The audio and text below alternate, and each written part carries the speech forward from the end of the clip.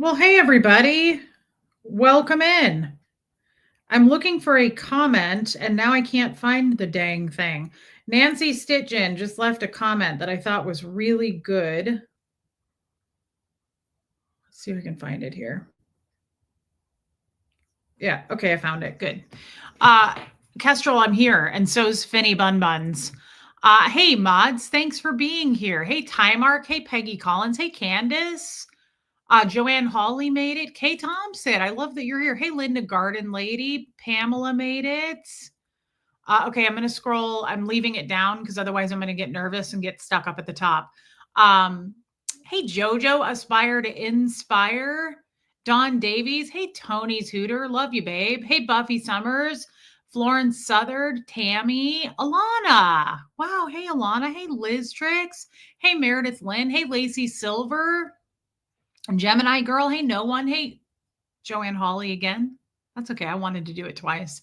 Just know that I wanted to. There's a difference. Pat Jonas, Puka Vista is here. Finny Bun Buns. Finny Bun Buns. Hey, is DS Kitty Diane here? She sent Finny Bun Buns a scratching thing, and I just want to tell her thank you. And I don't know if she's here. If not, I'll private message her. But thank you so much. It seems to be working. I have it down here on the floor, and I put some catnip on it, and he went crazy. Hey, P. Taylor. Hey, Lori Lee. So thank you for that. MLG Gamer. Not really Lori Lee. Hey, Kim Leaf. Linda Perales. Joyce Drager. Aileen. Dawn Clark. December. How's the weather, Linda? That's why my hair looks like this. I washed my hair today and it happened again. It's all weird. And I mean, I like big hair, but it's annoying at the same time. It rained all day and I walked my dogs today with an umbrella. Hey, Martin. We're doing the tea again today. Hey, Jan. I need a card. Dang, girl. Thank you. Hey, Amy Edge. Jamie Palmer not feeling good. Got some stuff going on with my dad. He's fine health wise, just some other stuff going on that's too much to talk about right now. I'll post in the group. Okay, Jamie. Well, thoughts to you, babe. I'm sorry to hear that. And please feel free to post and share anything you want. But I'm sorry to hear that. And I'm glad you said something here. Thank you, Susie with an S. Katie did it. Carolyn Cotter. Thank you, Dee. Susie with an S, thank you. Yeah, I washed my hair today. You know, I did use the volume shampoo and conditioner, so maybe it's not the rain. Now that I think about it, it's that stuff really does make my hair big. We've talked about this before, and I like it. I like big hair. I do not like when my hair is flat. It really kind of gets to me. It makes me. I just think my hair looks better. Yeah, Yadira, I think it looks better like a lion's mane, if you will. If you will. Martin says, I thought so much about you today and the gate 15 thing I told you about. Yeah, that was really interesting, Martin. Hey, Michelle P. Been doing a lot of thinking. Catherine B. Been doing a lot of thinking since yesterday about that. Honestly, Martin, not just the gate 15 thing, but just our thoughts, Tiffinisms. Oh crap. You just reminded me, Jamie Palmer, when you said laundry, I left my stuff in the washing machine. Hey, Hux. Yes, he's still inside. Can you switch the sheets and towels to the dryer? Thank you. I forgot to do it. I'm sorry. Thanks, son. Hey, Armine. Deanna Downey. Hey, babe. I'm happy to see you. So I've been thinking a lot about yesterday, and I did have therapy today. It wasn't, I'm not bringing as much to the table as I normally do in therapy, but there's some things I want to break down. There's some things I want to talk about, and you guys are going to know way more about this than me coming from Scientology. I don't know much about this term, and even my therapist said I don't throw this word around lightly.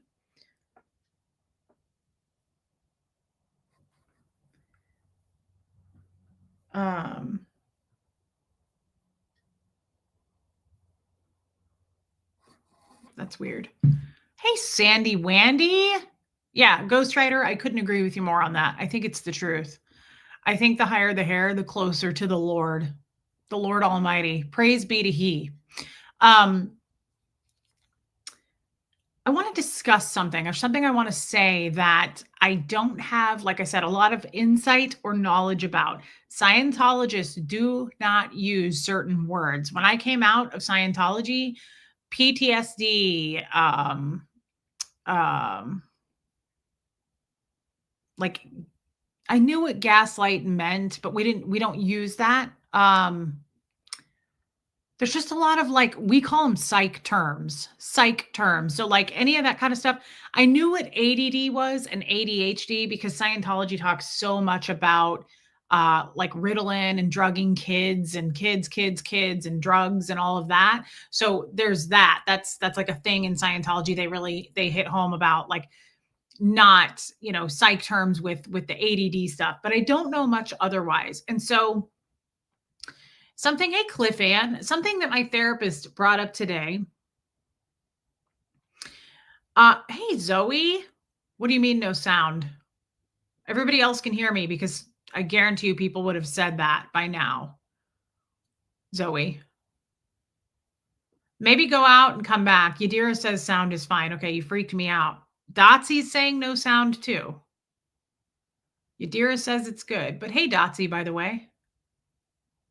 Jojo says refresh. Sandy Wandy says sound is good. Susan P has sound. Weird. Linda Perales has sound. Joanne Hawley hears me. That's really all that matters. Hey, Kim is blue. That's weird. Look at Fenny Bun Buns. Fenny Bun Buns. You little squeaky bun buns. Oh, he's so nice. Okay. Well, I don't know. Everybody else can hear. Sabotage, Yadira. That's a great Beastie Boys song. Hey, Kiki.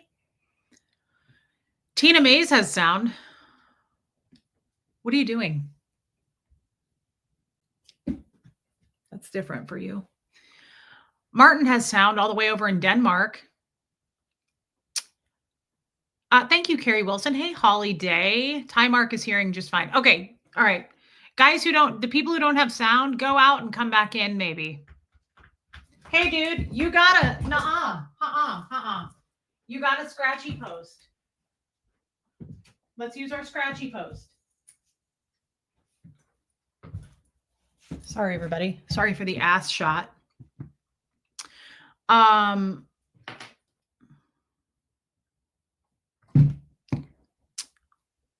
This is an interesting topic, and I don't know much about it. The therapist and I went into, we were talking about what I talked about in my stream yesterday, basically, and just yeah, Jojo. Kiki, I love you, Kiki. You're hilarious. He said, I don't, Yadira, he said, I don't, hey, Philip Wright. He said, I do not throw, hey, Katie Fulton, I do not throw around the term narcissist. He said, because everybody throws it around and they don't know what they're talking about. And he said, I don't throw around that term lightly ever. Debbie Zito, I'm happy to see you. And he said, most people don't really have any idea what a narcissist actually is. And he said, most people, he said, don't understand how few narcissists there are. He said, narcissists are not super common. They're actually like more rare, but people love to throw it around and use that term so loosely, but it's actually not that. Now, look, I don't necessarily know whether he's right or wrong there because I don't know much about the word narcissist. And I do know this, though. I kind of hate it, too. I kind of hate the word triggered. I hate the word narcissist and gaslight because I feel like people use it a lot.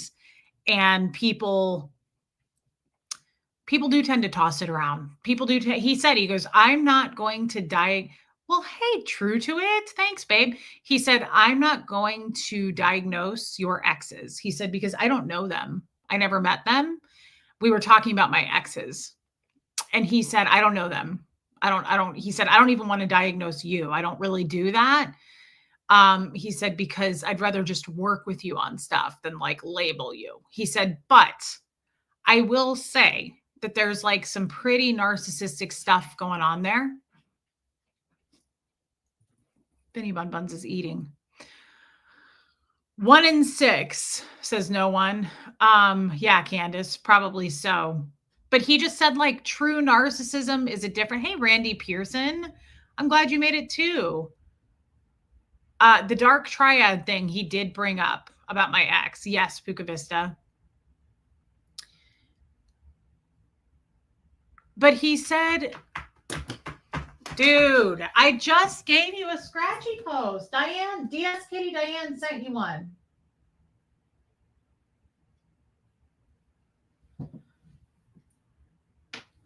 Ooh, yeah. Hey, K Thompson, the dark triad thing he said applies more to him, which kind of creeps me out. And I'll have to do a little research on that. I don't know much about this dark triad thing.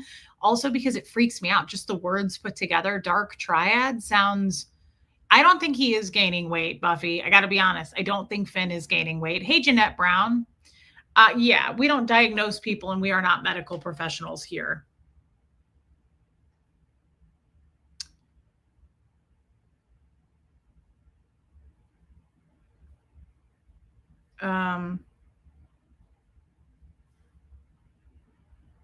Great. Today, Reese, you're Peggy Sue. Yeah, Michelle P. I usually cover them with towels when I'm not in here. Hey, Killy Billy, but I know what you're saying. I did put catnip on the scratchy post. What am I trying to say? I'm trying to recall my session with him now. And he said, this was interesting to me. Yadira, it's too awkward to do that. He said, narcissists actually don't, hey, dreaming of blue skies and sandy beaches. So here's a good point. Katie, hold on. I'll get back to what I was saying. Don't worry. Katie Fulton says, thank you for expounding on this. My own mother insists I am one. I genuinely don't think I am. My therapist strongly disagrees that I am one. Toxic family, yes. So no, Jojo, he does both. I said that to my therapist today. Hey, Panda 3000. I said, it's crazy how many of the haters, right, probably say that. I've heard people say, like, Reese is such a narcissist. And he said to me today, he said, no, he was like, you're not. He said, you're not a narcissist. And he said what my therapist before said. He said, you definitely have some attachment disorders, like definite from abandonment, things like that. He said, but I don't know how anybody could call you a narcissist when you're very helpful. He said, you have a lot of empathy. You want to help people. That's not a narcissist. And he said, and that's what I mean. He said, and Katie, I see that in you too. That's a good idea, Lori. But he said, no, he said, often people, hey, Marlene, finish. Oh my God, Marlene, I totally forgot about that. We will, don't worry. I'm sorry, I have to stop for a minute because that's amazing. Thanks, Zoe. I'm glad you made it through, girl. Non-commentator, cute dog. Hello, I've been watching from the beginning of your journey and want to let you know that your growth has been a true blessing for me. See, this is the kind of stuff that's amazing. I love that you've been with us for almost 2 years and I've never seen you. Like that, guys, that is so amazing. Welcome in. And I love that. Thank you for saying that. And I'm really happy that you said that. Oh, it's pouring again. Jeez. Well, welcome in. Hey, Haggis Basher. Yeah, Kestrel says Reese is 100% not a narcissist. I hate that word. Katie says, I was told if you're asking and questioning it in the first place, you're not a narcissist. That's probably true. Narcissistic personalities don't care and wouldn't accept or care if they were classified as such. Adds up to me. Yeah. Hey, Donna Cooper. Thanks, babe. So he said to me, narcissists, he said, don't feel anything. And he said, let me put it to you this way. And I thought this was interesting because you guys know, hey, Lumen, I do best on the idea of concepts. Like when you equate something for me or you give me a picture. Yeah, Marlene, when you give me a picture, it's easier for me to understand things. Hey, Mama Smurf. So he said to me, he goes, let me tell you what a narcissist is. He said a narcissist is a 2 or 3-year-old. He said 2 to 3 year olds, like he said this is known, are narcissists. He said it's age appropriate. They absolutely should be. It's not weird. It's weird to be anyway that after that, really. He said, but go be around 2 and 3 year olds. He said they're very selfish. Like everything's about me. They could tear up an entire room, throw fits, and like they don't care what you're thinking. He goes, they might be like, you can come play with me for a minute, but I'm going to take my stuff and go over here. And I don't care about your feelings. I don't care about your thoughts. That helped me a lot. He said that's a true narcissist. Like yeah, they're the center of their own universes and they're going to throw every fit in the book to, yeah, Kiki, to get their way, to manipulate. He said, a narcissist. But he said a 2 or 3 year old should be. That's appropriate. That's age appropriate. They're learning, right? But anything past that, he was like, you have grown people doing that. And he said, that's what truly a narcissist is. He said, they don't have any feeling for you.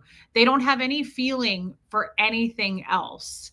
And I said, isn't that more like a sociopath? And he said, well, they're not necessarily trying to hurt anybody. They just don't have any feeling. So he was like, you're kind of confusing it. He said, they're not out there. I mean, they could, but he said, there's single narcissists out there that aren't in relationships damaging people. He said, they're not trying to necessarily be hurtful to people, but they certainly have, the bandwidth to be. But he said, that's a narcissist. They don't feel anything for you. They feel nothing. They only can see for themselves. They only feel for themselves. Like they don't have. So I guess what I'm trying to say, so do they not have like empathy? Do they not have understanding? Kathy says sociopaths enjoy causing suffering a bit more, while narcissists just want what they want. And if you're in the way, that's a great explanation. Hey, Sweet Liberty. That's a really good explanation. That's really good. Yeah, Deanna Downey. Sociopaths enjoy causing suffering a bit more, while narcissists just want what they want. And if you're in the way, yes. They understand but don't care. Yeah, that could be too. He didn't actually touch on that, but that makes sense, true to it. That's really creepy. It creeps me out. And I can think of a lot of examples of that. But again, like I try to stay in my own lane and I don't want to label people. I don't want to hurt people.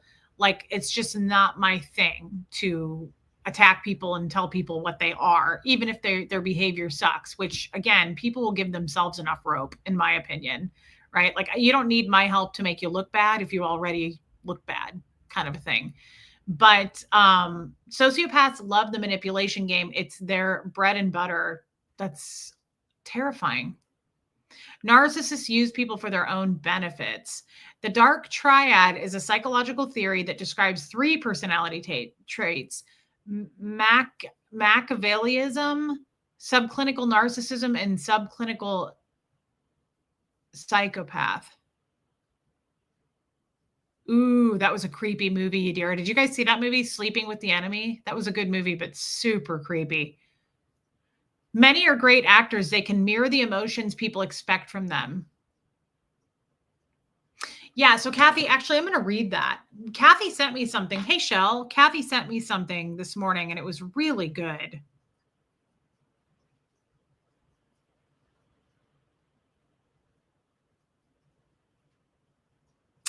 Where is it? Kathy, where are you? There you are. I'm going to read this, guys. She sent this to me, and I thought it was good. You have to know your boundaries and how far you're willing to let someone go. Very true. Hey, Heather Landau. If you don't love you, you'll keep having people show up who don't love you either. That's pretty powerful right there. Alana says, narcissists are hurt little children on the inside. They have a pit inside them that they constantly need to fill with fuel, validation, ego, fawning, needing to appear a certain way to the world. And that's sad to me. I have some understanding for people like that. Hey, Irish Mart, like they probably were super abused. This makes me think of serial killers. Are they born or are they made? I don't know the answer to that. But my guess is they are made. They're abused. It's through abuse. Um, what's his name? My favorite boy, Hannibal Lecter, says that he wasn't born this way. He was made this way through systematic abuse. I think that that's really sad. We're all. It's just I had this talk with Huxley recently. I was like, this Hux is exactly why it is so like parenting has to be taken so seriously. Hey, Lemster, having a child needs to be a very calculated decision, and you need to be in a good place. It's like me. I don't want to be in a relationship right now. I'm not in a good place. I'm not healed. I am not in a place. Hey, Debbie Lima, missed you too, babe. I'm not in a place to be healthy enough to have the right boundaries, all of that, right? Stay with me here. Hey, Knit Pearl. And that's probably true, Knit Pearl. I don't know. I'm not a specialist and I don't pretend to be one, right? Hey, Kevin Conklin, that's the other problem. We got too many heroes out there, like pretending to be like saviors on things. Just you don't know any more than anybody else. That's the way I see that. Like stay in your own damn lane. We're all broken, right? That's another day.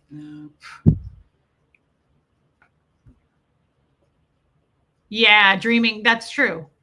Not to be mean, but Jeff floated in narcissism by being the super guy out while stomping on you at home. That's probably true too. Yes, Kestrel, I do not. Hey, Honey Lou. So, God dang, it is really storming. I just had this talk with Huxley. Yes, Knit Pearl, we are all damaged. I really tried to explain this to him. Like, having kids should be a very serious, serious choice. And it's not, right? Accidents happen all the time. People get pregnant. But I just believe with all the broken people around me and just it all stems, it seems to, from all the people I've met through this channel, everything seems to come from how we were raised. Our first examples in life. My father, I think, created such a damaging, he shaped me to be a damaged woman. And I'm trying to really work through and unpack that stuff now. And it was his fault at the time because I was 5. So I was dealt those cards, but like now I have to deal with it. You can't just continue that behavior. You can't just be a bad person and crap all over people because you had a bad upbringing. That's not an excuse that's I'm willing to surround someone in my life. I won't let people have access to me who feel like they can just walk all over people because they had a bad hand dealt to them, if that makes sense, right? So thanks, True to It. We have to deal with it. We have to pick up the pieces. But it's so, yeah, Kay Thompson, it's a real thing. Like, hey, Trisha K, thank you, babe. It's a real thing. Like having kids is a very serious.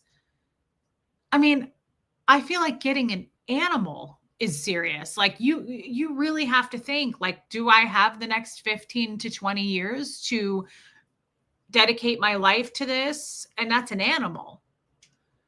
Do you have the next rest of your life till the day you die to mold and shape? Hey, Renee B, a human being to be strong and sensitive and empathetic and supportive and love their fellow human beings and treat men and women properly and teach them about consent. Like you got the next better part of your lifetime to do that. It's a very serious decision to have kids. You got to be in a good place. I'm not in a good place to have a boyfriend right now. Like raising, like I can't even see, now we're going into a whole other topic, but it's similar. Like Huxley's about to be 16. You think hormones aren't raging? Like I can't imagine having a girl right now that's about to be 16. I only had sisters, but I wasn't raised much with them. But like I have my friend Michelle who has a daughter. She's 14 and it's rough for her. Right? I have it pretty easy having a boy, but like right now in his life, we go through the range of emotions, right? And I'm well aware of them. Some days we're great, some days we're like a little bit sad, and I really pay attention to those things.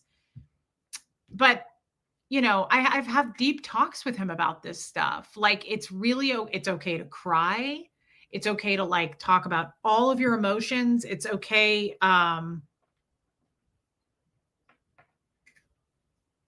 Sorry guys. It's hey Nicole Hazel Miller. Hey Copper Top. Thank you, Copper Top. Yeah, Debbie Lima says hardest yet the most rewarding job in life. I think the older I get, the more I realize parents have no idea what they are doing. It is our first time around in this world. You have done a pretty dang good job with your son. Teacher nurse, thank you for saying that. I don't necessarily agree with you. I think for the first time being out of Scientology, I'm a better parent than I've ever been to him. But I don't feel like he got the best version of me that he could have gotten, if that makes sense, in his upbringing. However, I still think like just human beings are full of thoughts, emotions, feelings. And thank you, Kay Thompson. It's my favorite thing to do. She says, I love to hear you and Huxley have difficult conversations. I said this yesterday. I don't do small talk. I love going down rabbit holes with people. And it doesn't matter if it's Huxley or a good friend of mine on the phone. And that's why our Zoom calls are 40 hours, because I really like getting into the thick of the stuff with people and why they think the way they do and just human emotions and their background. That's why I say all the time, everything is subjective. Your opinion of me, whether it be good or bad, is subjective. The person who hates me the most and wants to make videos about me, it's subjective. Like it doesn't matter. It's based on what kaleidoscope lens they're filtering through to look at me, right? It doesn't matter. It makes no difference. Just because you think I'm wrong and you're right, like the other guy next to you may think the opposite. You know what I mean? It's just I don't waste a lot of time on that anymore. Hey, Barbara Waits. Have you thought about getting in contact with your half sister? Not at all, Renee B. No, I don't think that's smart. No. Kiki says, I always explain it as the trauma might not be your fault, but healing is your responsibility. I love that. I love that. That's a great way of putting it. The trauma might not be your fault, but healing is your responsibility. It's exactly like you cannot bleed all over people that didn't cut you. That's not fair, right? So that's what I mean by having kids. I was not raised well. I don't know that I would even say I was raised. Remember that guy I told you I saw on a TikTok thing or whatever? I don't watch TikTok. It was a reel on Facebook. And he said, I know some of you were watched, not raised. That hit home for me, right? Some people are watched, not raised. There is a difference. And I think that hits home for a lot of people, right? And being a parent is like around the clock, not just changing diapers and dropping them off at school. And I don't need to preach this, right? I know you guys are way better parents than me. I'm not speaking down to anyone here. I'm learning as I go. But I know that now, especially more than ever, being a parent is talking about this heavy stuff, talking about this hard stuff, normalizing it too, because Huxley will say, I don't know that this is normal, or I don't know, like, do other kids, and as much as I possibly can, I always try to tell him, like, this is totally okay. Speak your mind, use your voice, say whatever you want to say. There's no wrong answer. It's okay to feel a certain way. Yeah, Philip, right? It's okay to cry. It's okay to show emotion. Like, don't suppress any of it. Get it out. No one's going to be upset with you about that unless you start a YouTube channel and you speak your feelings. And then, of course, someone's going to make a hate video about it. But those are petty losers. What did Philip Seymour Hoffman say? It was the best line I ever heard.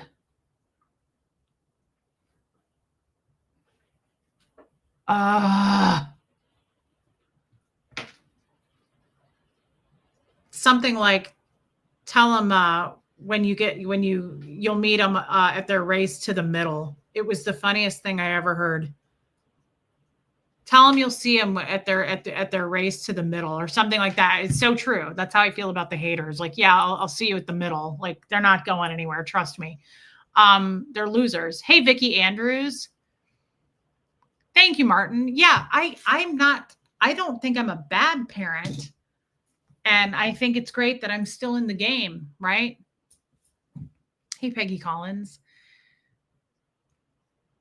But like, I guess all I'm trying to say is, and we'll go back to what the topic was, but this is also important for me, not necessarily for you guys, but shaping human beings is a serious decision. Like I said, getting an animal is like, do you have 15 to 20 years to dedicate to this? Do you have the money to take it to the vet when it's sick? Do you have the money to feed it? Do you have the money to de-treat and flea it? Like, they cost money, right? And they need your attention. What do you think kids are? It's not just dropping off in the carpool lane and taking them swimming and all of those things. It's like, you have to like be in a good place to shape who they are on right and wrong and how they see the world. And if you don't, that's when you have a bunch of grown ass people now bleeding all over us, or giving their opinions saying, hey, Lenora Gray, don't apologize. I'm happy to see you. Or giving their stupid subjective opinions going, that's wrong. You should do it this way. Yeah, sure. We'll get right on that because you think it's right. Says you. Hey, Joanne Hawley, he has a soft place to fall with you, something you never had. I hope that's true. Hey, Saved by Grace, I hope that's true. Thank you for saying that, babe. And thank you for your super chat. Yeah, that's one of my favorite lines. The only true currency in this bankrupt world is what you share with someone else when you're uncool. That is so true. Lester Bangs, I loved his character in that movie. There was a lot of good lines from him in that movie. The only true currency in this bankrupt world is what you share with someone else when you're uncool. And let's face it, we're not cool. We never were. That's not the goal. Who cares about that? Right. Me too, Buffy.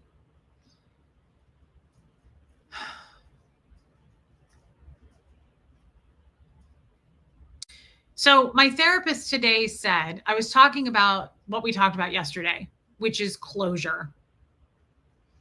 And we were talking about my ex-boyfriend. And I was talking about how I felt bad. Yeah, me too, Kim is blue. And he said, I don't usually do this. He said, but there seem to be a lot of similarities. He doesn't usually do like a rundown or an evaluation, I think is what he was saying. He said, there seems to be a lot of similarities with him and your father. He said, have you ever noticed that? And I said, yeah. Hey, Susan Cook. Thanks, babe. He said, there seemed to be a lot of similarities there. Like just the way you were left lonely, the way that you were left kind of high and dry. Hey, Charcoal Ninja. And he said some of the similarities. And I said, yeah, I see that. And he said, let me ask you, do you feel like you've learned anything about yourself since the last person you were with? Really, Kay Thompson? Damn, girl. Because I was just thinking in my head silently, I'm not insightful tonight. Look at Kay. You were saying so many insightful and awesome things tonight. I can't keep up with my writing. I love you, Kay. Well, at least we got one. At least there's one person that feels that way. Cool. I feel good about it. Thank you, Kay. So this was interesting. Kim is blue. That is interesting. Kim is blue said pool hustler. Hustler. My dad was a pool hustler. Yeah, that is interesting. There are a lot of similarities. So he said, have you learned anything? He said, let me ask you this. From your last guy that you were with, have you learned anything about yourself? And Ty Mark, the last person I was with, baby steps. I fully believe nurture is the hugest majority of the problem. The fixing of many societal problems stems in how children are loved and raised. Your communication with us, love your community. Thank you, baby steps. I agree with that. The fixing of many societal problems stems in how children are loved and raised. So I think oh yeah, I missed that too, Kathy. Thanks for following up with me on that. Okay, I'm going to finish reading that and then I'm going to tell you what I got into with the therapist because this was interesting. It's all about keeping open conversations with your children. Yeah, baby steps. I agree with this. And Jojo, I agree with that. Thank you for your super chat, by the way. That was very kind of you. But I agree with that so much. Raising kids is not easy, but it's also not that hard.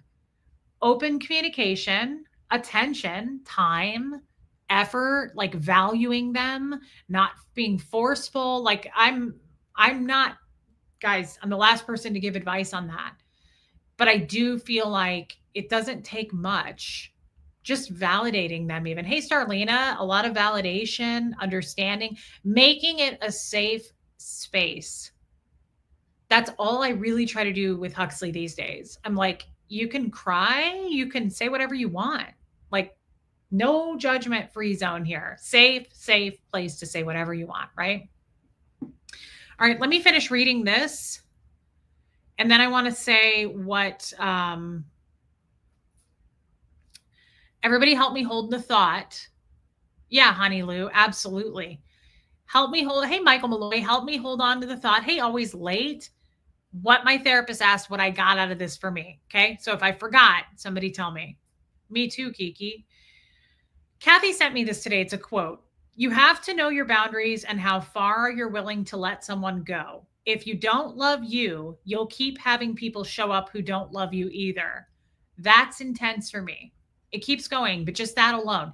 If you don't love you, you'll keep having people show up in your life who don't love you either. I also heard something today where the guy said, stop running around chasing butterflies in a net. Instead, build a beautiful garden where the butterflies come to you. Don't chase things, attract them, work on you. Does that make sense? We're not going to run around chasing butterflies. We're going to plant a garden where they come to us, where we have what they want. Work on you so that people are attracted to you. I loved that. I was like, that's one of my biggest issues. I chase everything, but I don't work on me. I leave me hollow and empty. Work on me, and I don't need to chase anything. It will come to me. Right? Yes. Everybody's saying yes to that. I really liked it. Guys, keep that. Feel that. Feel that strongly. Don't chase butterflies. Plant the garden where they come. You be the garden. Work on yourself. Nourish yourself. I loved that. Okay, let me finish this. But this is so true. Hey, Lisa Vining. And invest in you. I don't value myself. That's my biggest problem. That's why but go back to dad. That was my first love, right? Your father is supposed to be your first person. I hate Acer 211. Good to Acer. Is it Acer? Yeah, it's Acer. Acre's spelled differently. Don't go chasing butterflies.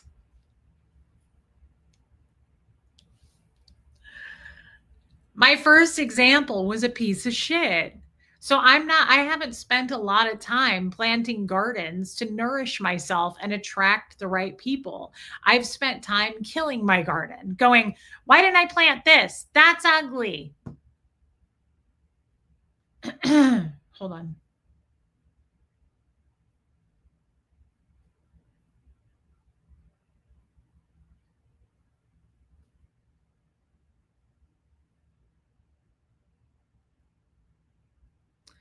One sec.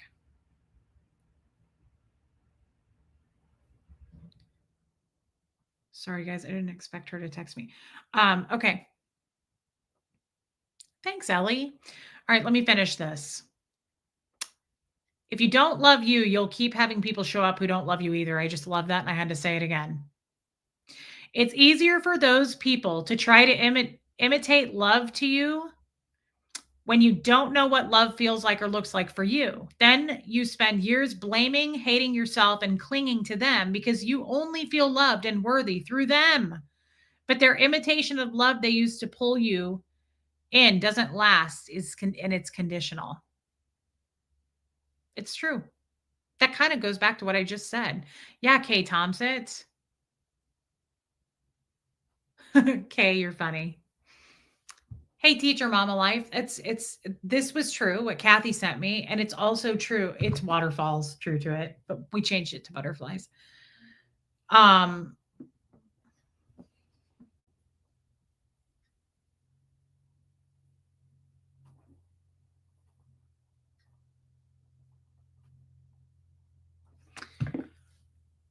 it's true.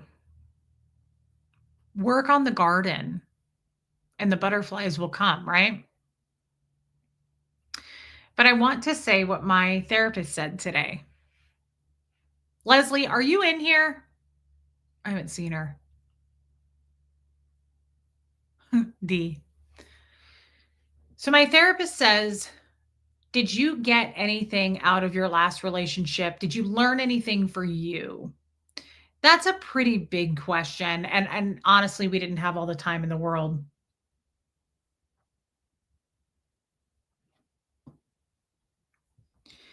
And my only answer I could come up with, "Hey, Cold Truth, welcome back. I'm glad to see you." This is what I came up with. The immediate answer that came up for me is I said this, and I hope this makes sense to you. I learned something, for me going forward with future men, if this makes sense. I didn't have an answer for, did I learn something for me as an individual? I learned something for me as a partner to somebody going forward. This is what I learned. I have a very good friend who is she's a recovering alcoholic. She goes to AA meetings every week. And when I got to know her really well, I said, "So you're an alcoholic?" She was like, "I am." And she said, "I've been sober for like 34 years or something." And I was like, "Whoa." So when I hear alcoholic, I think you're an alcoholic. Like I didn't know the difference. And I said, "Why do you call yourself an alcoholic then? You're not." And she said, "I am. I always will be. I'm in recovery." And I said, "Oh, that makes sense." The in recovery part added something for me. But saying I'm an alcoholic makes me think you're an alcoholic. But she's like, "I'll always be an alcoholic, but I'm in recovery and I go to meetings still." And I was like, "That's actually like super amazing." And I was more proud to be her friend because of that. Hey, Marie Marion, it was just, it's really inspiring, like that you still go to meetings and she helps people. And I'm proud to have friends that are like that, that do something for others. I think that's makes me feel warm that she would want to be my friend, honestly. It's just something for me to look up to. It's inspiring. And the way she put it, though, is yeah, Pukavista says it doesn't go away. See, I don't know much about addiction. I just don't. But by Philip Wright, have fun. She said, though, like, I was like, "So do you want to drink since it's been over 30 years? Like, do you still want to drink? Like, is it hard for you?" And she was like, "No." She said, "I don't really want to drink." I don't think it is, Chex. Oh my God, that's hilarious. Hey, Muffet Lou. She said, "No, but I also don't really want to put myself in those situations either." Right. So that makes sense to me. Like, even though it's been over 30 years, I get that. It makes sense to me that, like, you still wouldn't want to be around it. Right. So the point is, the reason I bring this up is she really broke that down for me. She explained addiction to me better than I had ever had it explained to me. And when my therapist asked me today, "What have you learned?" Hey, Miss Sassafras, I said, "I learned that I'm not in a place to date. Like, I'm just not. I don't feel healed enough. I don't want to. I just don't think that it's fair to a future partner right now. I'm carrying too much weight around of things I'm wanting to work through. We all understand what I'm saying there, right? However, when I do go on a date, I think here's what I realized. I think I'm a bit of an addict. And I don't think I'm a sex addict. I don't think it's anything like that. But I think that I am an addict when it comes to DS Kitty Diane. Thank you for the scratching post. I mentioned you earlier, but you weren't in here. Hey, babe, and thank you. Thank you again. Finn really loves it. We put it together last night. What do you mean, love and life? Who is the friend? Yes, Kim is Blue says, you are smart for working on your garden for a while. I have all the time in the world, and I want to be my truly best self for me and for Huxley before I offer myself up to somebody else. Right. And, but at the same time, I think I'm an addict when it comes to,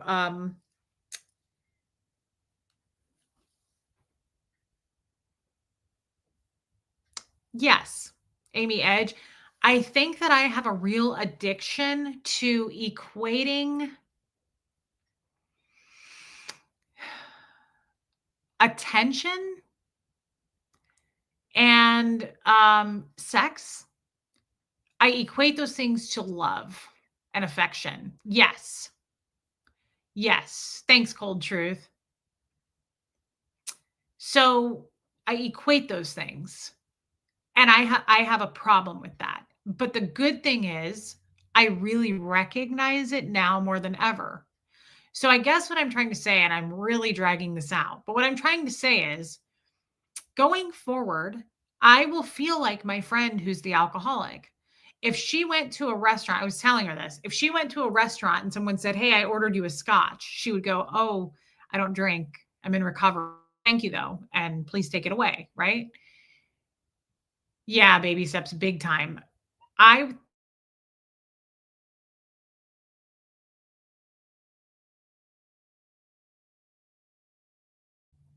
That was weird. Did my screen went black on my end? Did it for you guys? Am I back before I keep talking? I feel like you say a whole thing to a friend on the phone and they're like, "You cut out. I didn't hear anything you said."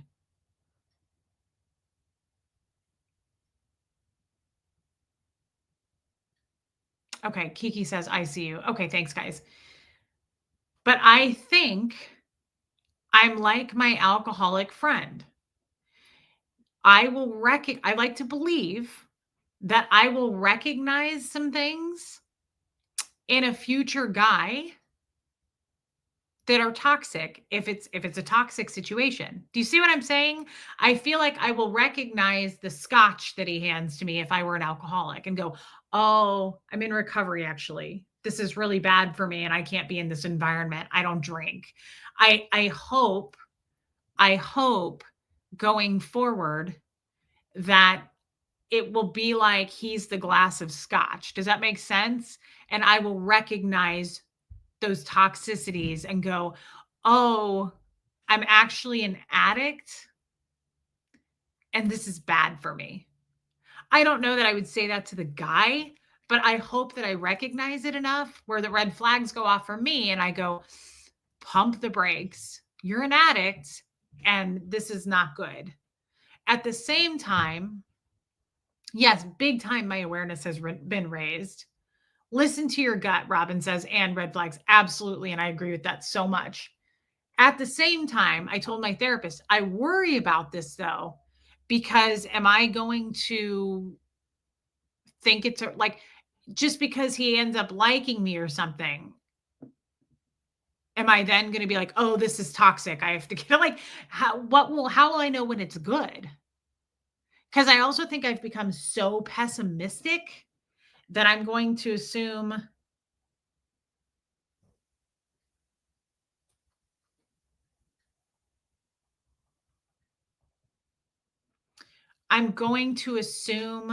the worst. I'm a little bit worried about that. Does that make sense what I'm saying? Like, hey, Erica. Oh, that's so cute, Erica. That's adorable. Oh my God, I bet that was cute. Um, Well, yeah, for sure, time mark. He meant, "What did being with Tommy teach you? You might be working on yourself, but you were not the entire problem." Yes. I cover true crime with a heavy concentration on DV. That kind of it, probably.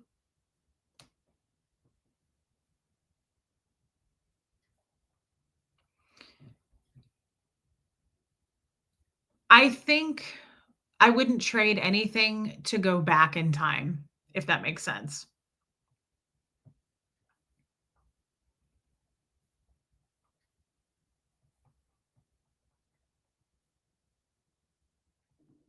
Sorry, guys. I'm really sorry. I know that's rude. Hey, Gina E. I would not want to go back in time. I am really, really happy to be turning 41 in 3 weeks. I'm really happy with the experiences I've had. As bad as some of them were, I'm grateful for them, all of them. They've taught me something. Bad experiences teach you things too, right?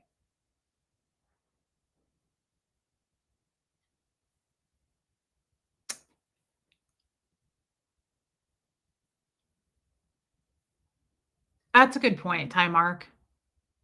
Yeah, Honey Lou, I think so too. I think the answer, yeah, with age comes wisdom. I have heard this my whole life, and I think that's why I've hung out with older women. I've always had older people I've hung around. I've always had older friends. Even now, my friends are older, right? And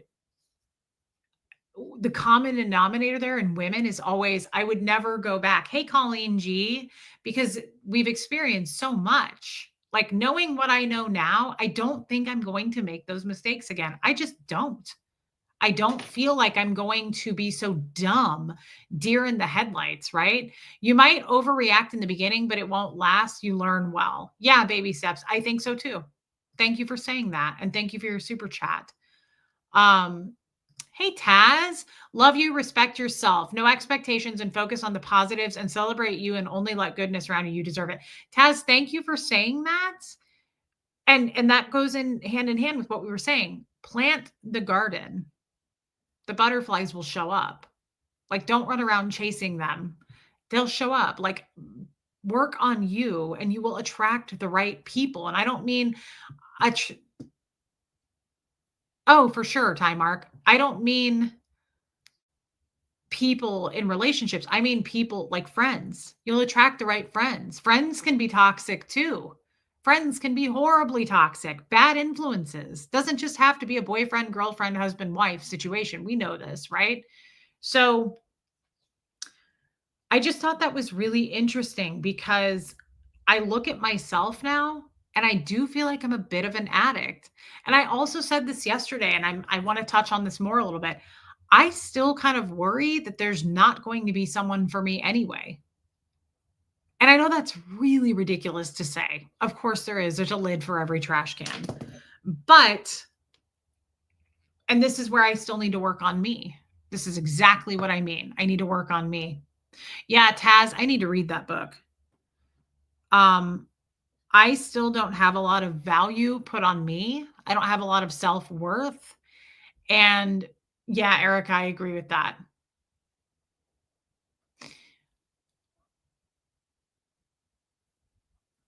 Those are all just reminders to me that I need to,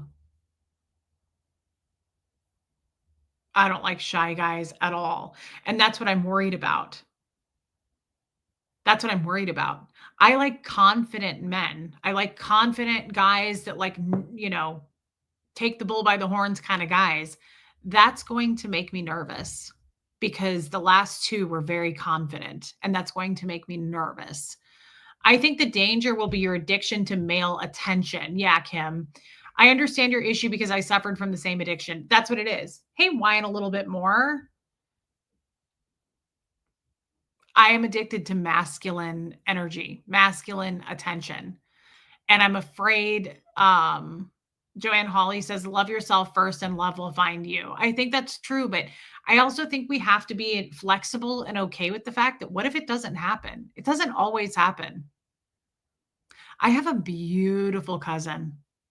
She's my sister's age. She's 4 years older than me. She's stunning. She makes really good money. She owns her own house. She's everything I've always wanted to be. She went to college. She's successful. She takes trips all the time for herself. She has been on dating apps for decades. She's never been married. She has no boyfriend. I don't know the whole situation there. Maybe she's super picky. I don't know. But, like, she's gorgeous. She's a beautiful body. She's blonde. It's weird. She actually looks way more like she should be my sister than my cousin. Like, my sister doesn't really look like me. My cousin looks just like me. It's weird. Only she's pretty, and I don't feel like I'm as pretty, but she's very pretty. We have to be okay with that too. The flexibility of that. That, like, what if it doesn't happen? Yeah, Linda Perales, she's smart, but she's lonely. She has said to me so many times, "Reese, can I come on your show and we find me a boyfriend?" Like, she's lonely. She doesn't want to be single. She's been single all this time. She's like 46, 45.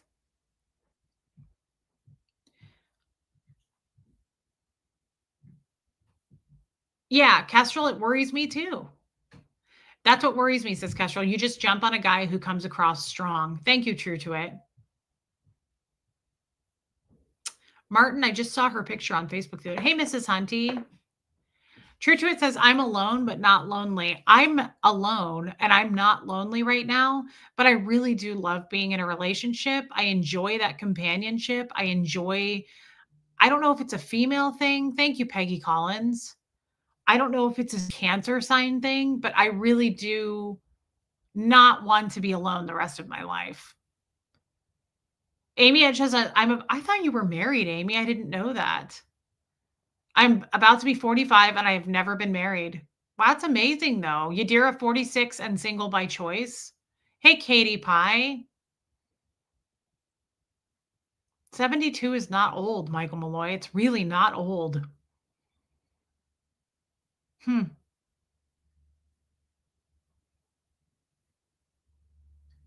Yeah, and that's the thing, Kestrel says.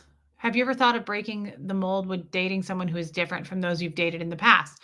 Well, Jan, my first husband was totally opposite. Totally the opposite. I think at this point, I know what kind of a guy I'm attracted to. And I think at this point, too, I've said this before.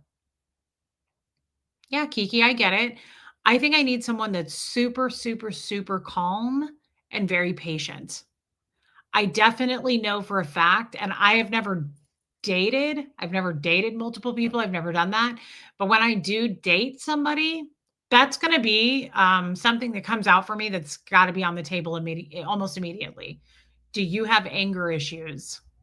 Do you have rage issues? Do you deal with stuff like how do you deal with things with anger? Because I don't do well with that. And I'm not, hey, Audrey, I am not interested in that. I don't deal with things at a level of anger. It really takes a lot for me to get angry. And I don't think it's fair that I've dated the last two guys had like serious anger issues. That's not fair to me. I don't want to be with someone that deals with things where they just throw fits and get angry and, intimidate and use force and shit like that. I don't like it. I don't do it. It's not a match for me. Thanks, Kels Bells. I love what she just said. Being self aware is great. Keep talking this through, and you may not have the active addiction.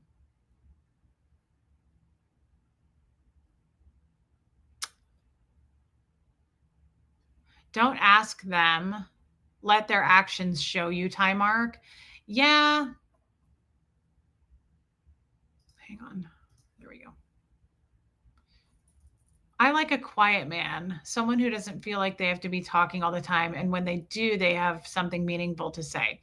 I think I'm the opposite of that. I think I like a really chatty guy, but I enjoy talking. I'm a big talker. We know this.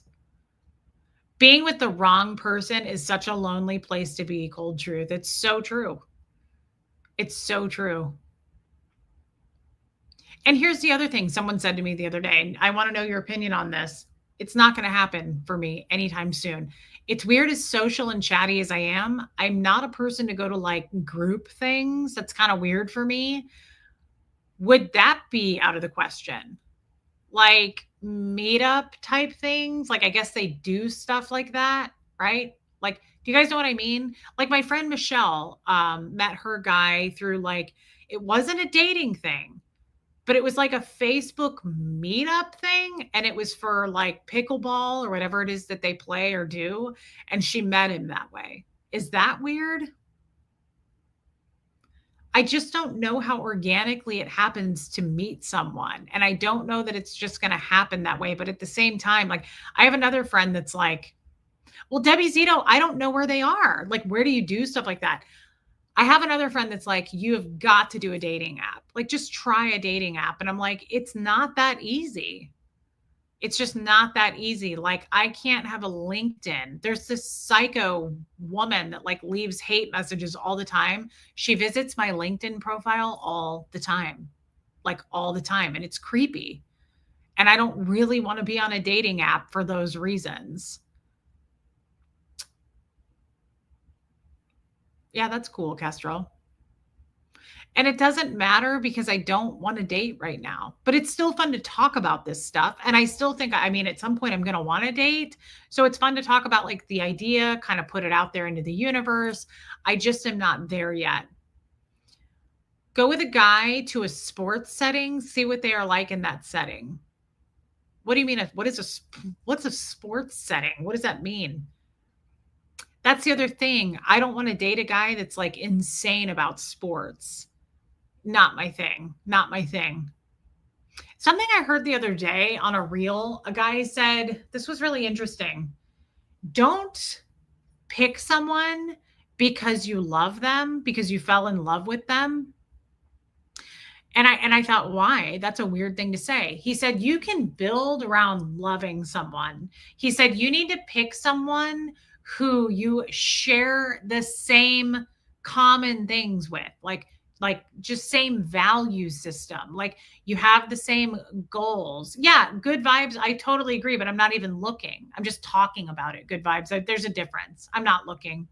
Um, like same goals, same purposes, like same timeline. Does he have the same kind of time to spend with you that you have to spend on him?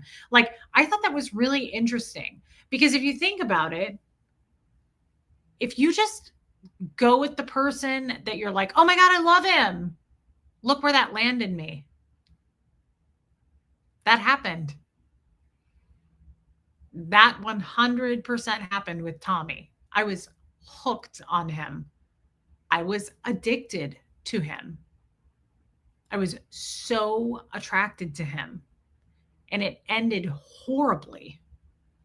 We did not like think about that for a minute.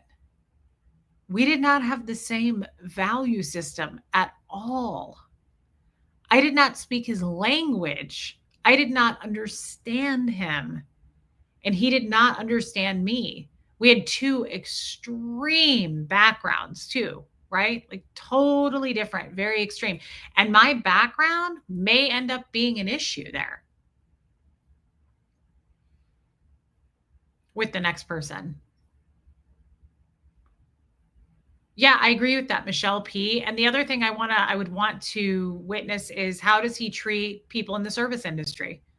It's really, really important to me how people treat people like total strangers and people in the service industry and people when patience is running thin, things like that.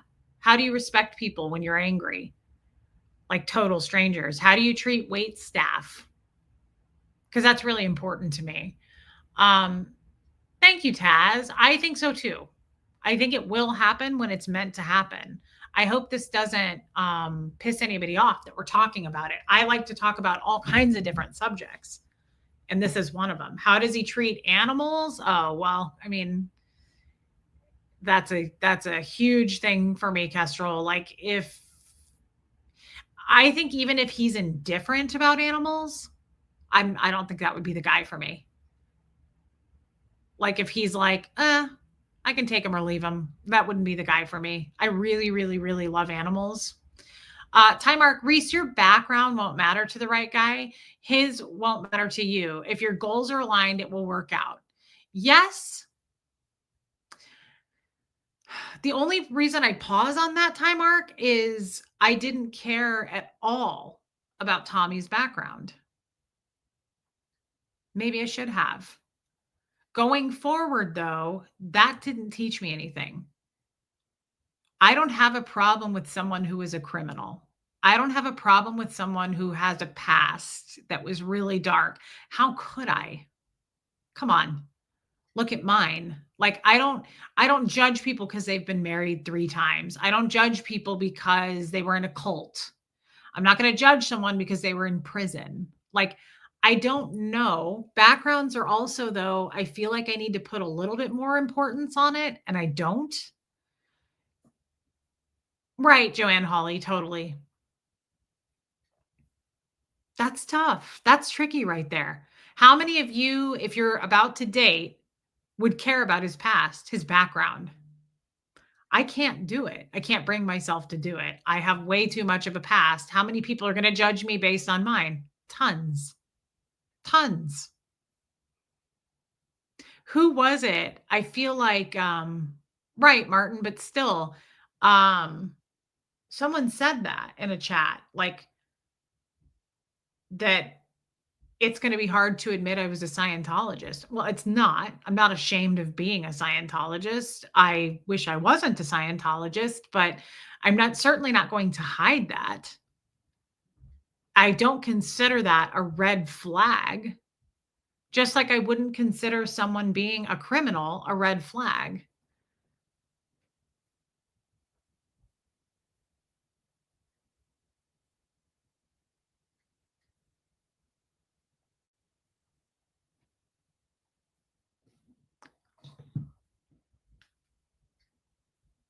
Right, Honey Lou. Hey, Wanda.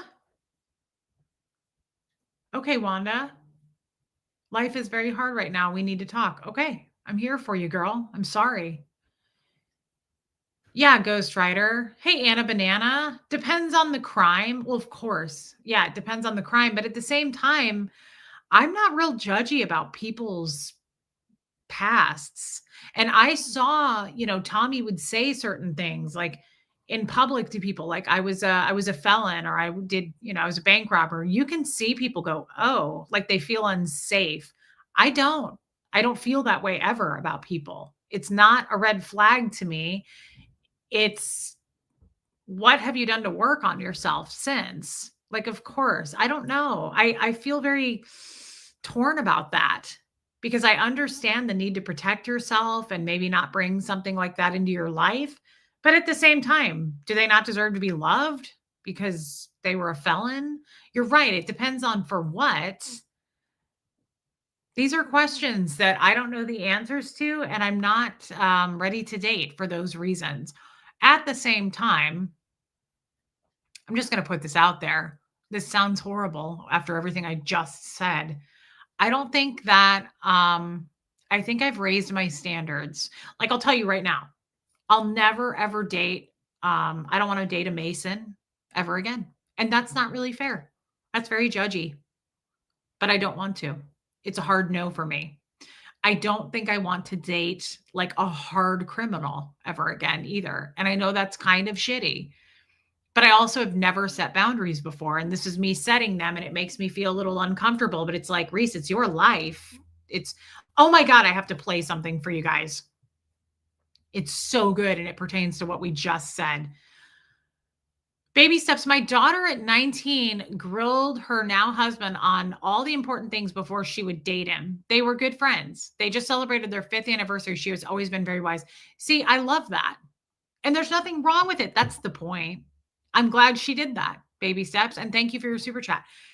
Guys, I think that I'm afraid to ask questions. It's like I don't want to make someone uncomfortable, but it is my life. You got to hear this.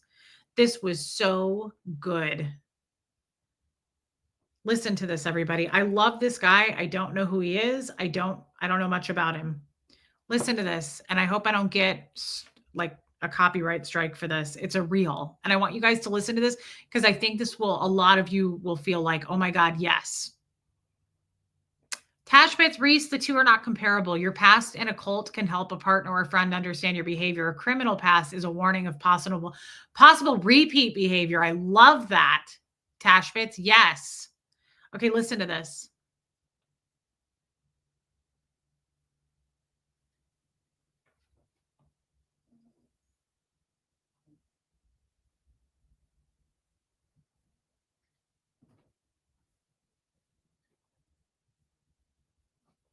How do I? No, hold on. Okay, listen.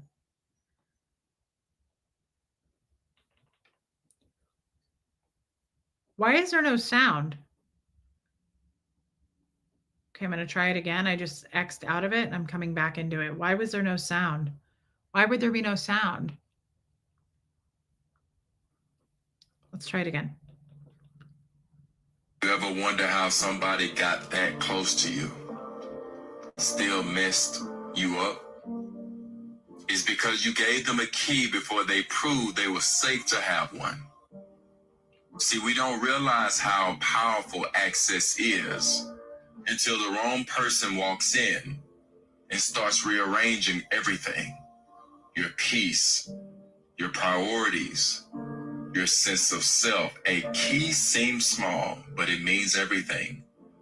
It says, I trust you with what's behind the door.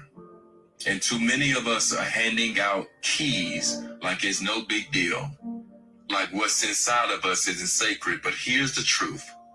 Some people don't want a relationship. They want control. They don't knock. They invade.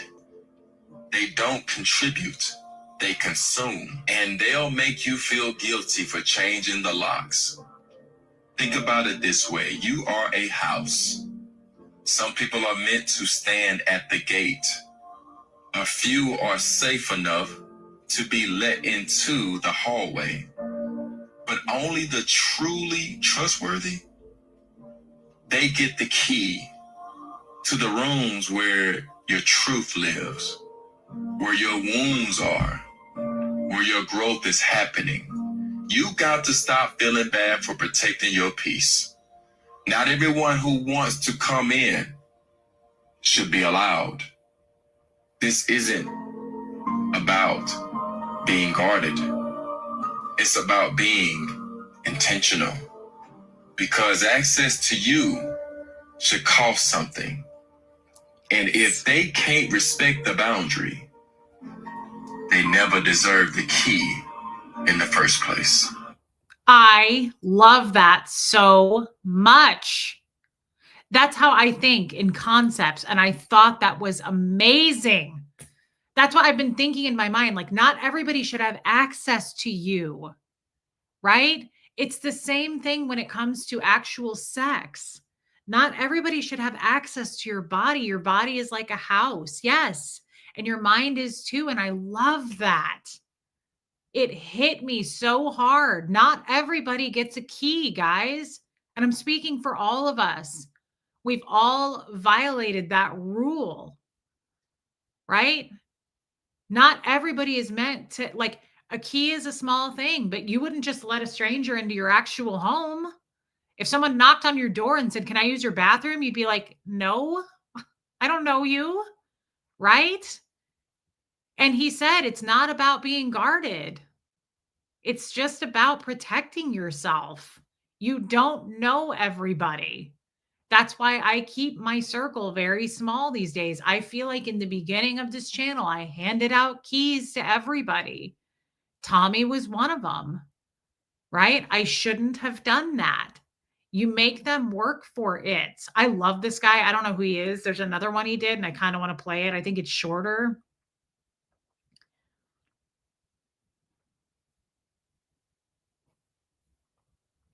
Um, I know, Elena Rainerman, I know. Hey, Cheryl Roberts, that's it. Intentional, value yourself, baby steps. Yes. Thank you for your super chat. And also, guys, that ties in with put the garden there and the butterflies will come. That's part of it. Value yourself. I've never valued myself. How could I? I don't really value others. I don't value anything.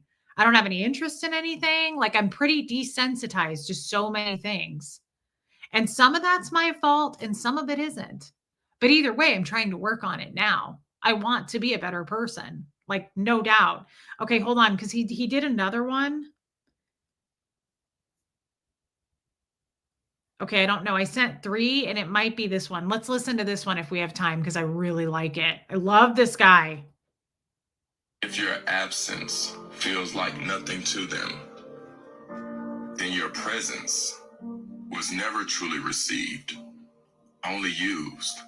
Because when something holds real meaning, its silence lingers, its disappearance disrupts the emotional rhythm. Its lack is noticed, not just mentally, but relationally. See, we often confuse being around people with being valued by them.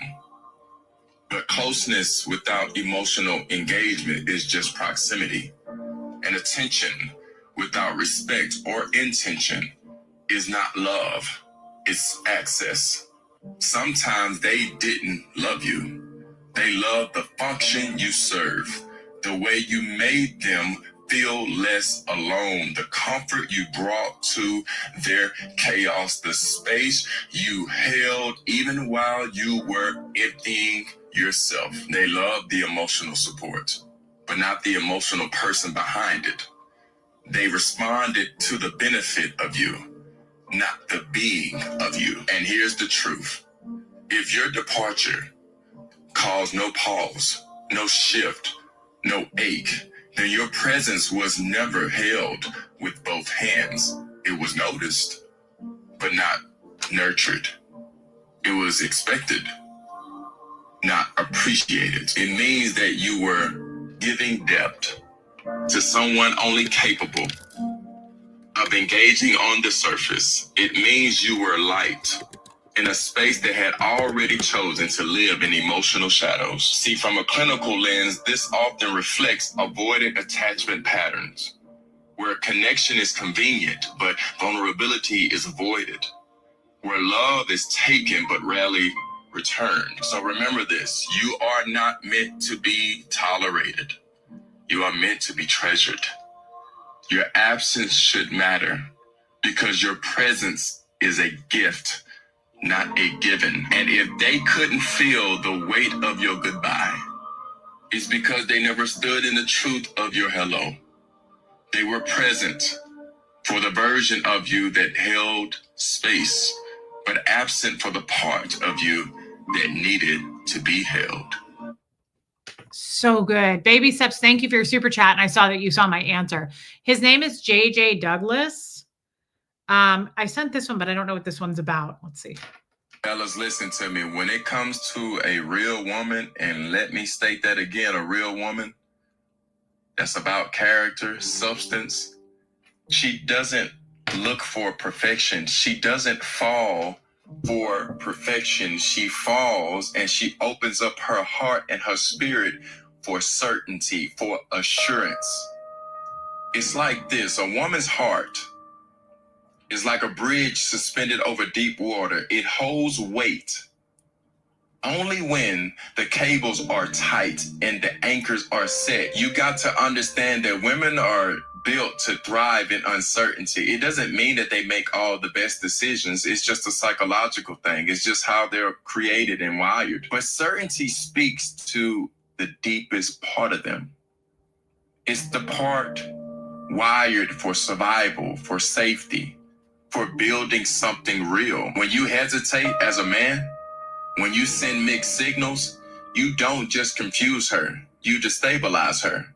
You make her question herself, doubt her worth, and second guess everything she thought she was feeling. And over time, that wears her down emotionally, and spiritually, and mentally, and even physically. Her nervous system starts associating you with anxiety instead of security. And once that happens, it's almost impossible to undo. But I loved that. Yes, Kelly Lord, they are. That in particular made me think of Tommy so much. That makes me think of what I was talking about last night about my feelings and the guilt and why I feel sad about what I did. It destabilized me. Up to that point, I had been feeling what I thought was the security, and it flipped to what he just said.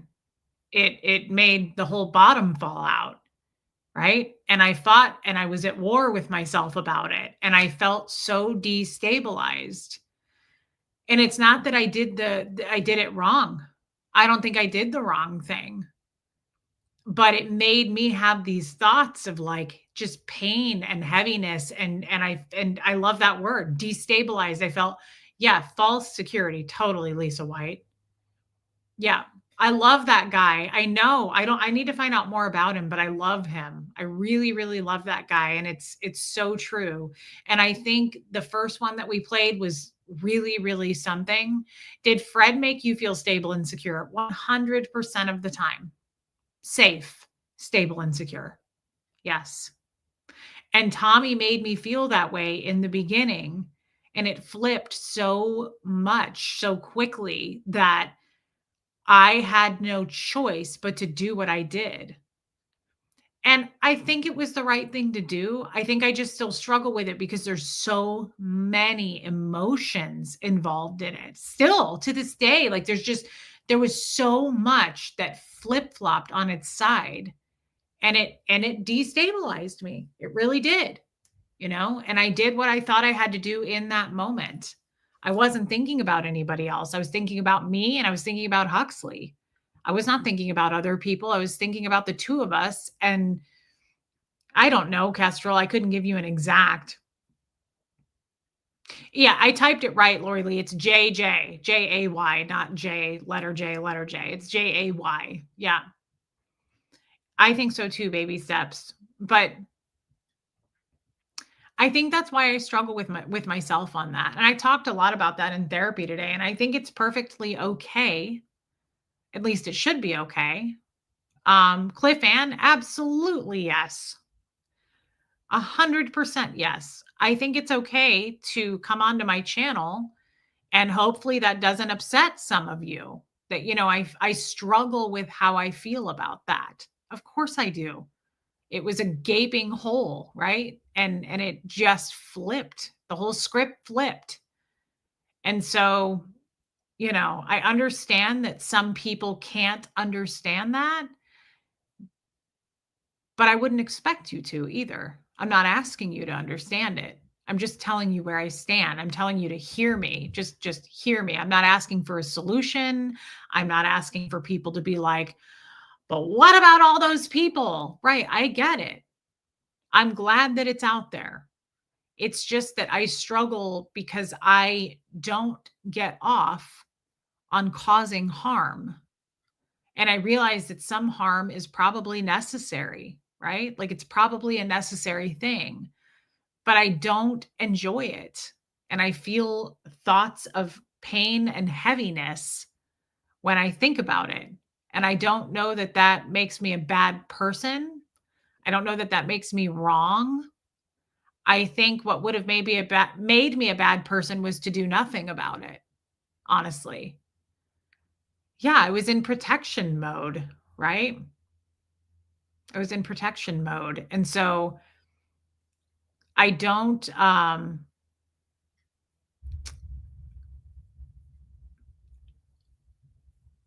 I just wouldn't attack someone or make them feel bad for talking about something in their past. That was a really tough choice to make either way. And them talking about how they struggle with it. I don't think I would want to make someone feel bad about a hard choice that they had to make. That was a hard choice for me to make. I don't think it was the wrong choice. I just think that it's a painful choice and I still feel the pain from it. And I don't think there's anything wrong with that. And I think shaming somebody about that would be a terrible thing to do, right?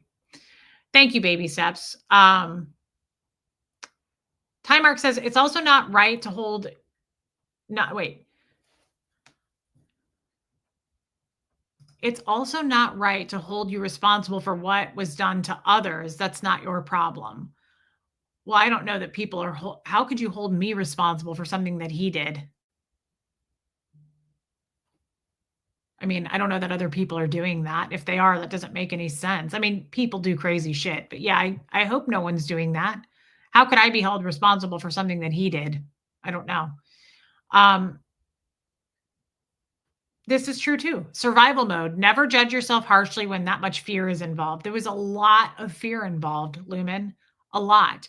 And again, I know it's easy for people to judge on the surface. It's easy for people to trash me and make videos about it. And that's fine because it reflects on them, not me, right? You weren't there. It's like people who say, why didn't you just leave Jeff when you found out about the jesters? Why didn't you just leave? Go make a video about that, right? Like, and I hope you're a woman if you do it because you look even worse. Like women trashing other women when they're in an abusive, scary, violent, fearful situation is a gross thing to do.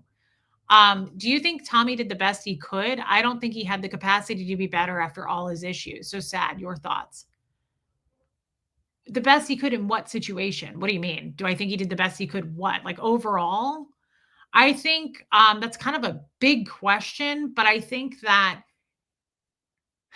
there's so much abuse there, right? Like, I think people do really bad things, commit crimes of anything because of the way they were raised, some form of trauma. I'm not a doctor, I don't know.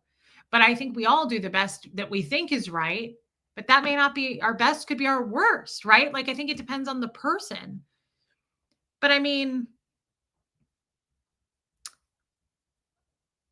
I think it's hard to judge. And look at who's judging. Look at the people who are judging me the worst.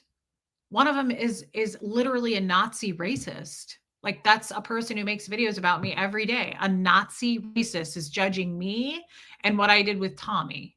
Like, really? Like, that's what I mean. Everything is subjective. Look at how that guy was probably raised. I have no idea, and I don't want to know anything about him. All I need to know is that person is a Nazi racist, right? Like, that's what I mean. People are judging me for things that, right? Do you see what I'm saying? Like, I don't I don't feel like it was the wrong thing to do, but there's definitely still some residual sadness for me. There's some effects for me.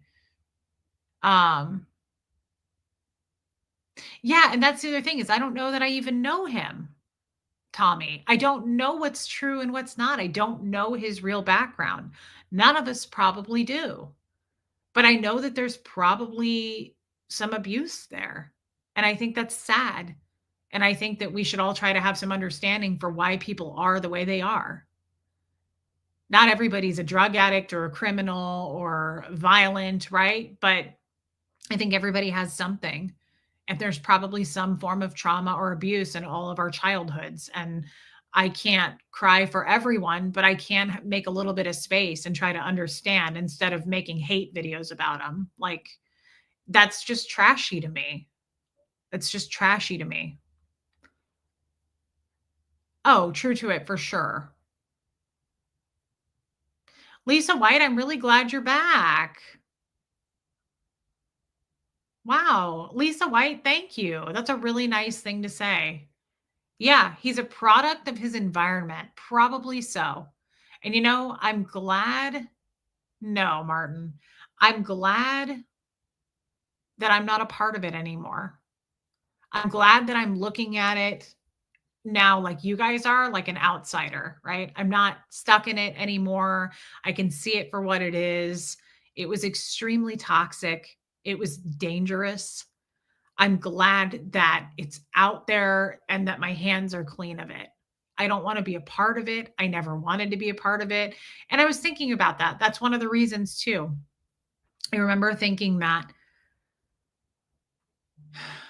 I really didn't want my name to be on that situation. That's one of the reasons I put it out there was to like hold me accountable that like I'm not a part of this. I don't want to be a part of this. I don't want to be involved in this. Yeah, it was a learning. It was a lesson for sure. Yeah.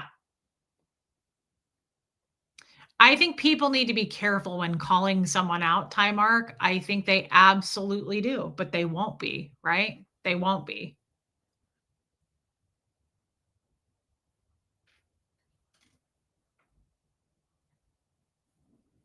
I mean, the whole situation was a terrible situation, and I feel all kinds of guilt about it. And if you can't understand that, that like I'm not in the business of destroying people's lives, right? I feel guilt about it. I feel bad about it. There's residual effects about it. There's things I wish I would have done differently about it. And if people want to be harsh or judgmental about that, they're welcome to not be here, right? Like I just it's a tough situation and it's still very fresh. Thank you, Martin.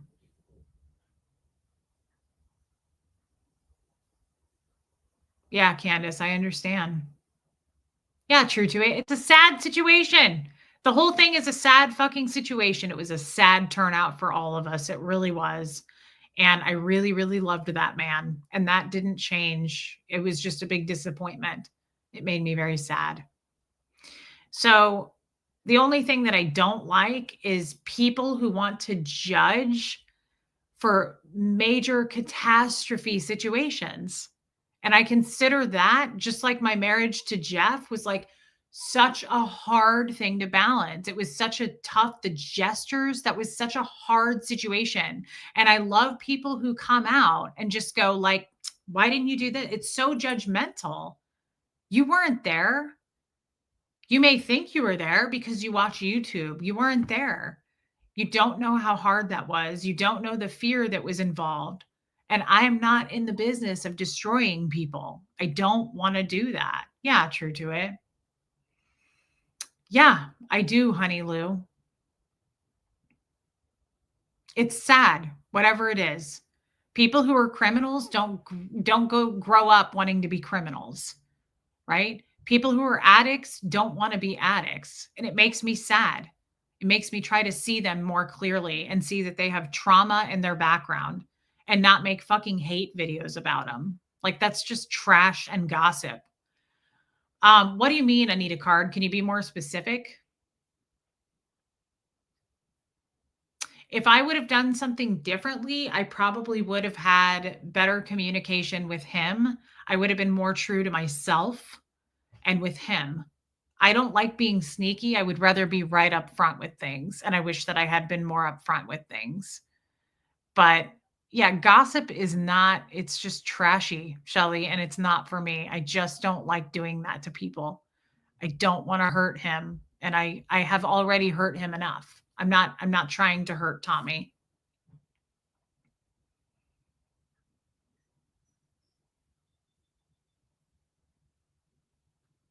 So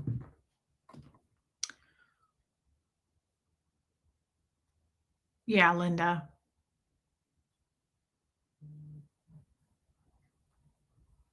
Yeah, it's just so easy to judge. Why do I seem bummed about it, Ty Mark? Because really? Like, because it's a sad situation. I felt very let down. It's a sad situation. It was a sad situation. And I feel like I'm still healing from it, learning from it. Hey, Jenny. But I really, really loved him. And I think that's why I seem bummed about it. It was made me feel very torn. It is sad. The whole thing makes me very sad. But I also don't want to talk about it anymore. Like I feel like um the relationship, Time Mark. I also feel like it's not fair. Like I don't want to continue to drag it out. I don't want to discuss it. It just makes me sad. The whole reason this came up yesterday is I was talking about closure and I wish that I had gotten more closure, right? But I didn't. And we wish him well and we separate, right? Like we go our separate ways and all I can do is learn from it and go through it in my therapy to be a better person. But I can tell you, I don't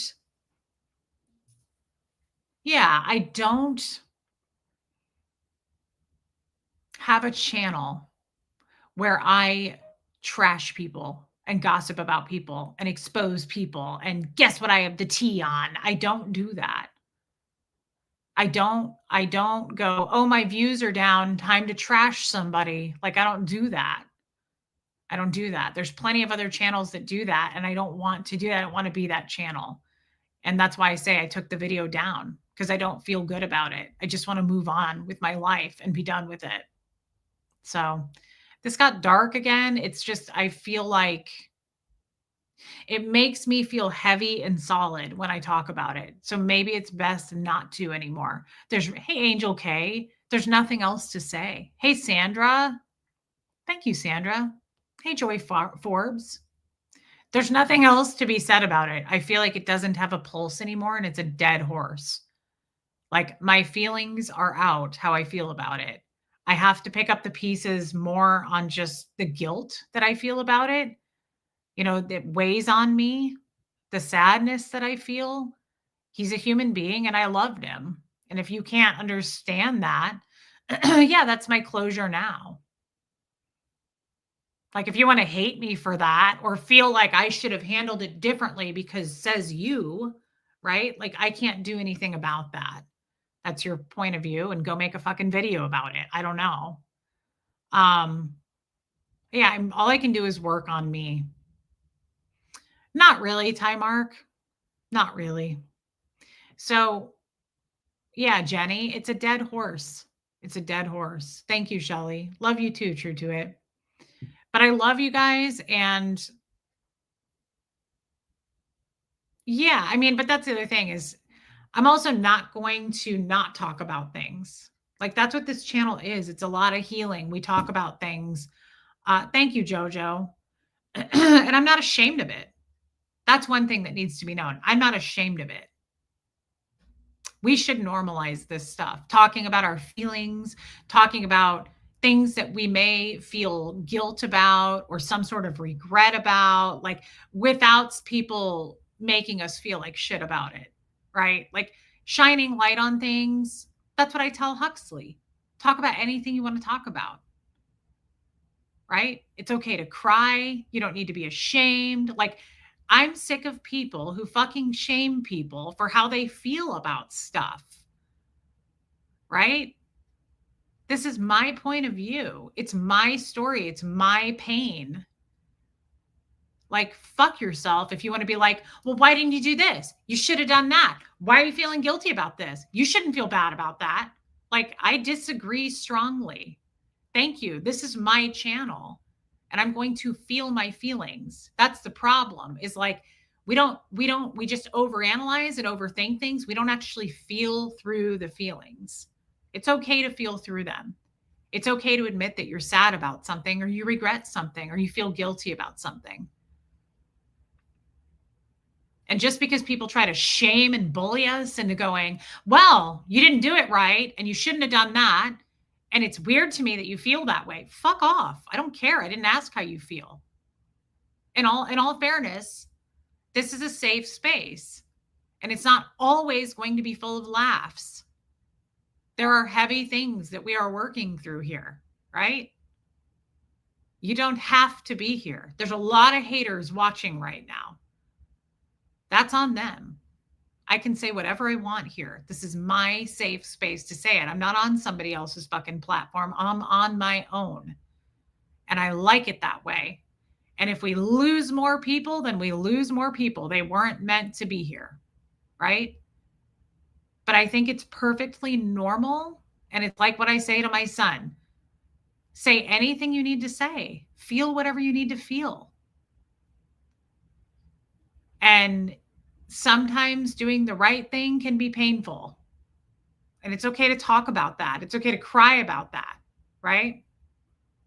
I'm really sick of people shaming and bullying because you didn't feel the way you should have felt according to them. You didn't handle it the way that they would have done it. Like, I'm really tired of that shit. That's what social media has become. Thank you, Muffet Lou. Do you ever notice that? It's just a big gossip fest. It's a big, like, let's band together and hate people. Like, she didn't do it the way that I approve of, so I'm going to make a video about it. what? Why says you? It's so subjective. Excuse me. I sent my story to you, very heavy stuff, and you gave me courage to share it with you. Thank you, Joanne. Thank you. And thank you for your super chat. People share a lot of heavy things with me that never leaves my mouth, right? Because some things are very private. Thank you, Joanne. DOA loves rainbows. You are one of the only streamers that accept your faults and flaws and admit to them and try to learn from them and fix them. I was told I shouldn't be here because you didn't attack Aaron enough. This is what I mean. This is exactly what I mean. Says who?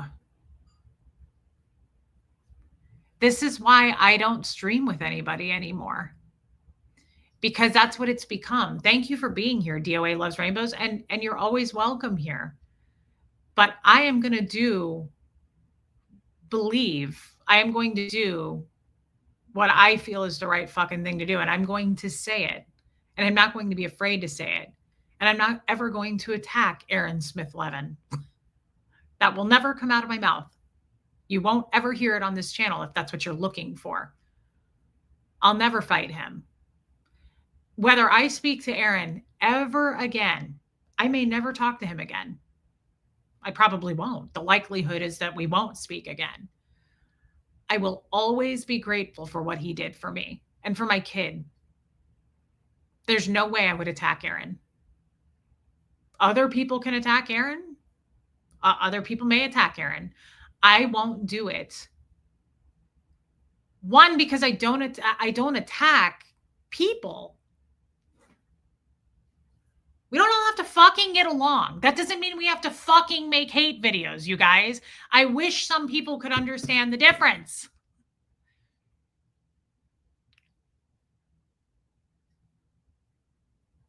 Why don't people get that? I don't understand.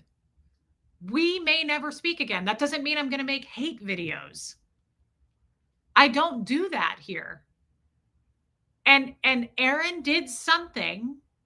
He gave me the key to my freedom. Aaron outed me from Scientology and saved my life from that.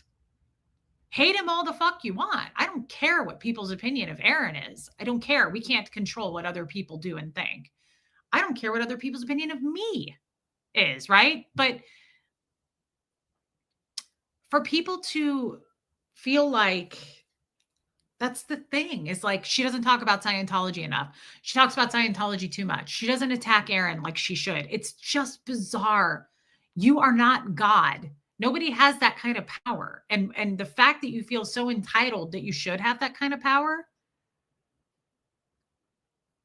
like the fact that people make videos about me going, she didn't do this enough with Tommy. She did that too much with Tommy. She didn't attack Aaron enough. Are you fucking kidding me? Who are you? Who do you think you are? Not special. You're not special, right? Like, it's just bizarre to me that people can't stay in their own lanes. Try creating your own original content. That's fascinating. Let's see it. Try not attacking other people. Try not naming other people. You can't do it. You cannot be a content creator if you are just attacking people. But bullies are always going to bully, right? They're also always going to exist. Hey, Dawn. They don't really ruffle my feathers too much, but it is so funny to me that people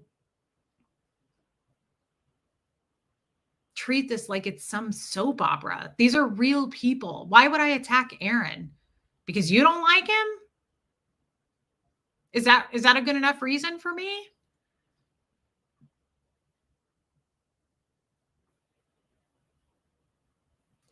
I mean, like I've said, there may be things that went on behind the scenes even. You'll never know about it because I don't believe in dragging that dirty laundry to YouTube.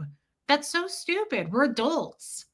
If I talk to Aaron, then I talk to Aaron. If I don't, then I don't. But it's not for public consumption. I don't need to come on here and trash him. He helped me. End of story. Anything else is just a wash. He helped me. That will always take precedence. He helped me. Hey, Trixie. So I don't know. It just that kind of stuff bothers me because I'm not here to sing and dance for people. I say what I want. If you don't like it, leave. It's like having a comedian you can't stand and the other person loves that comedian, right? I may not be your style, but I don't work for anybody. I don't have a boss.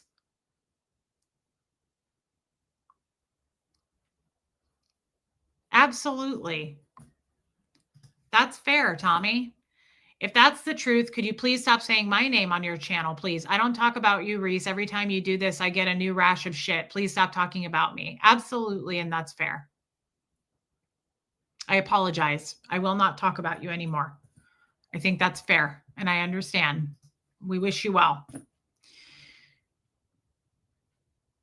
Thank you, Erica. Thank you.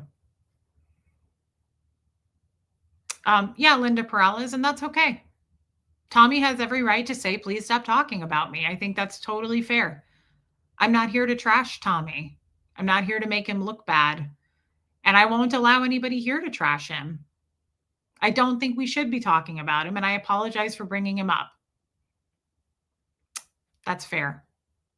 It's again, this is back to the Aaron thing. Love him or hate him, we're not going to trash him, right? Love Tommy or hate him, we're not going to trash him.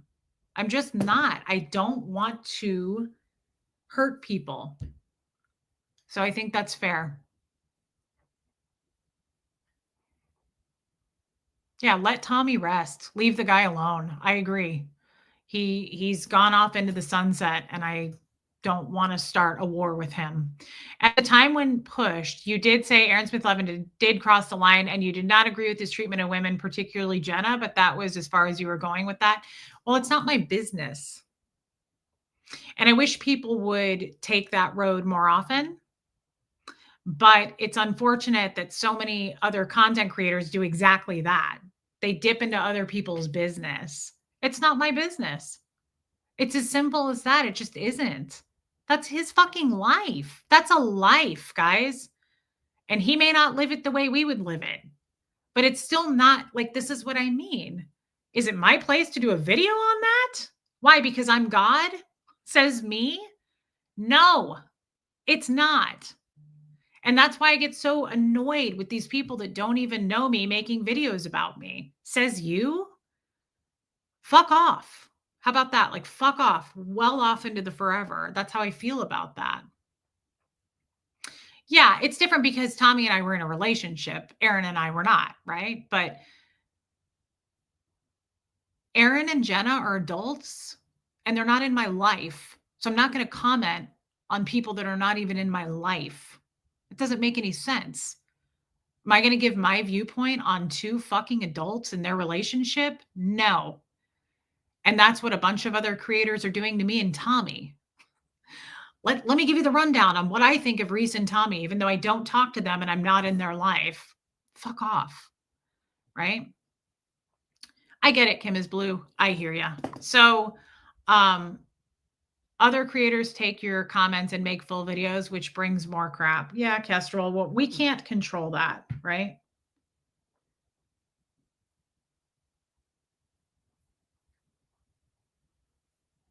Phone. Sorry, I meant to type phone. Thanks, Buffy. I mean, I'm sorry it got dark, you guys, but I can handle this kind of shit. It doesn't bother me other than let's just be real here. Like,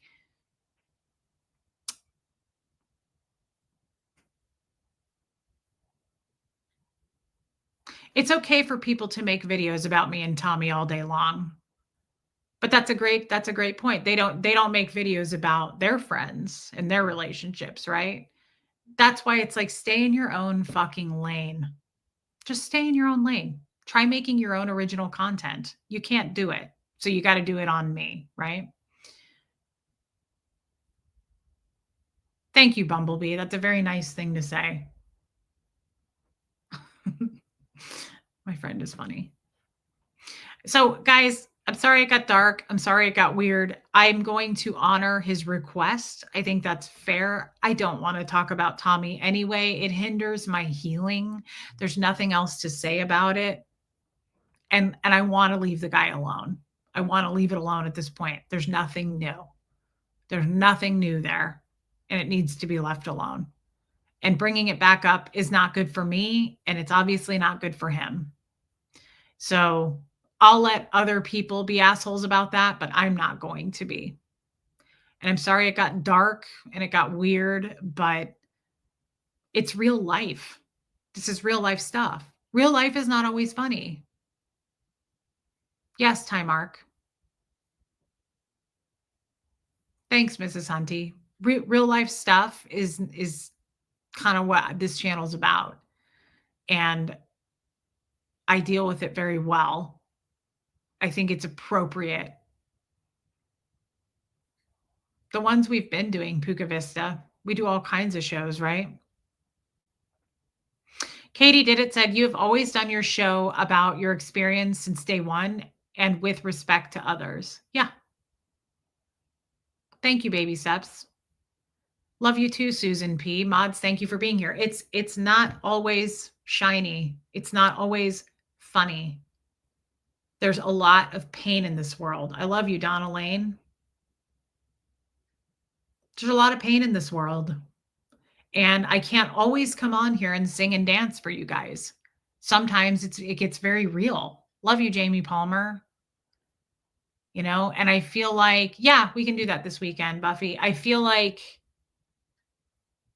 people have expectations like this is some kind of a funny soap opera thing. And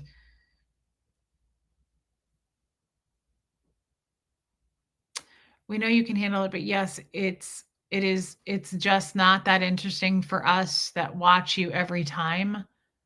I don't know what you mean, Martin. Thanks, Donna Lane. I do too. Thank you, Jojo Bananas. It's actually good that this happened because it's a great example. I can't always come on and entertain. And I know that some people have expectations of me to be chipper and funny and all of that. Sometimes I'm not. And sometimes I have a hard time. And I think it's okay to process those things. I think now more than ever, it's good to normalize that kind of stuff, right? It helps other people to go, maybe I can talk about my problem because it's okay to talk about this stuff with 317 people in here. Thank you, Sharon HL, and it's good to see you. Did you see the Jester content? No, Puka Vista. I didn't know the Jesters put out content. Thank you, Angie Mo. I appreciate you talking about your experiences and healing. It helps me process my stuff too. Thank you, Angie Mo. Yeah, guys, it's just, it's real life. It can be very painful. It can be very messy. And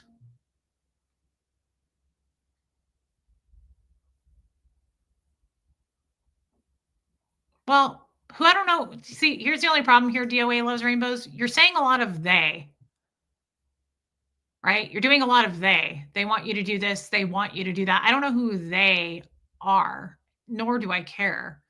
I don't watch YouTube. So like, I don't give a shit who wants me to do what. I don't expect you to be funny, but you know, we get it about your point of view on the haters. Yeah, Martin. And you all, you know, if there's a time that you don't like if your expectations aren't being met, you know, you don't have to watch too, right? Wow, Reese, you're human. Not always what everyone expects, but you shouldn't have to be either. The SPTV community. Who the fuck is the SPTV community anymore? Is there an SPTV community? I don't even pay attention to that anymore. I really don't. Thank you, Lemster. There's a lot. Yeah, it's just this they shit. I don't work for anybody, and it's a beautiful thing. Nobody's controlling me. Nobody's telling me what to do. So whatever they want, they can fly a fucking kite with that. I say it a lot, but Reese, you truly are one of the strongest women I know. And I know some amazingly strong women. Thank you, Debbie Zito. That's very kind. I am stronger than I used to be, and nobody's going to push me around. This is why I don't do content with anyone anymore. I don't want to. I have no interest in doing content with anyone. If anybody called me today and said, "Can we do a stream?" I'd say, "Absolutely not. But thank you. And it sounds like you're doing great." I don't have any interest in that. It becomes a tangled web. People stab each other in the back. Then he said, she said bullshit comes around. And I just would rather be here by myself. And if that means that my channel tanks, that's what it means. I'm totally okay with that. I'm willing to go down with the ship. I'm totally okay with it. Either way. I came from Scientology, and one of the biggest things was be willing to experience anything. I am. I'm willing to experience anything. Yeah, we'll do a call-in show, Kestrel. We'll do it this weekend. Yeah, Jojo, there's just seems to be a lot of gossip and untruths and half-truths. And like she said this, and it's totally stretched and exaggerated, right? Thank you, Donna Lane. And I get tired of that stuff. And so I think the best way to avoid it is don't watch YouTube and don't stream with anybody because it can get pretty tangled, right? Thank you, Martin. Bumblebee, that is really nice of you to say. What change in your life would you most like to see? Thank you for all you do. Bumblebee, that is really, really kind. Renee B, I'm sorry that you're depressed. Bumblebee, I mean it. That was very kind of you. What change would I like to see? I mean, I think I'm doing it. I think the change I like to see is valuing me more. And valuing me means all the shit that people say about me, I become Teflon about. I don't care. It doesn't matter. Thank you, good vibes. But also seeing my worth. Like just because I didn't go to school and I don't have an actual career, like doesn't mean that I'm total shit. Seeing my worth, trying to see that I have attractive features because I don't feel like I've ever been pretty. And that's not for you guys to say, "Oh my God, you're so pretty." I just don't see myself as physically attractive. So I've been really trying to work on that.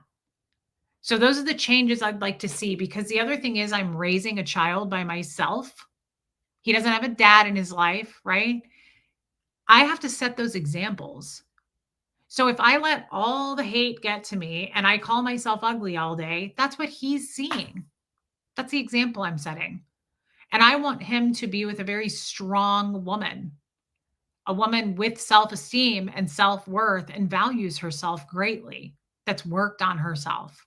He's not going to be attracted to a woman like that if his only example of a woman is one who doesn't see her worth, thinks she's ugly, thinks she's nothing, because that's what I think about myself.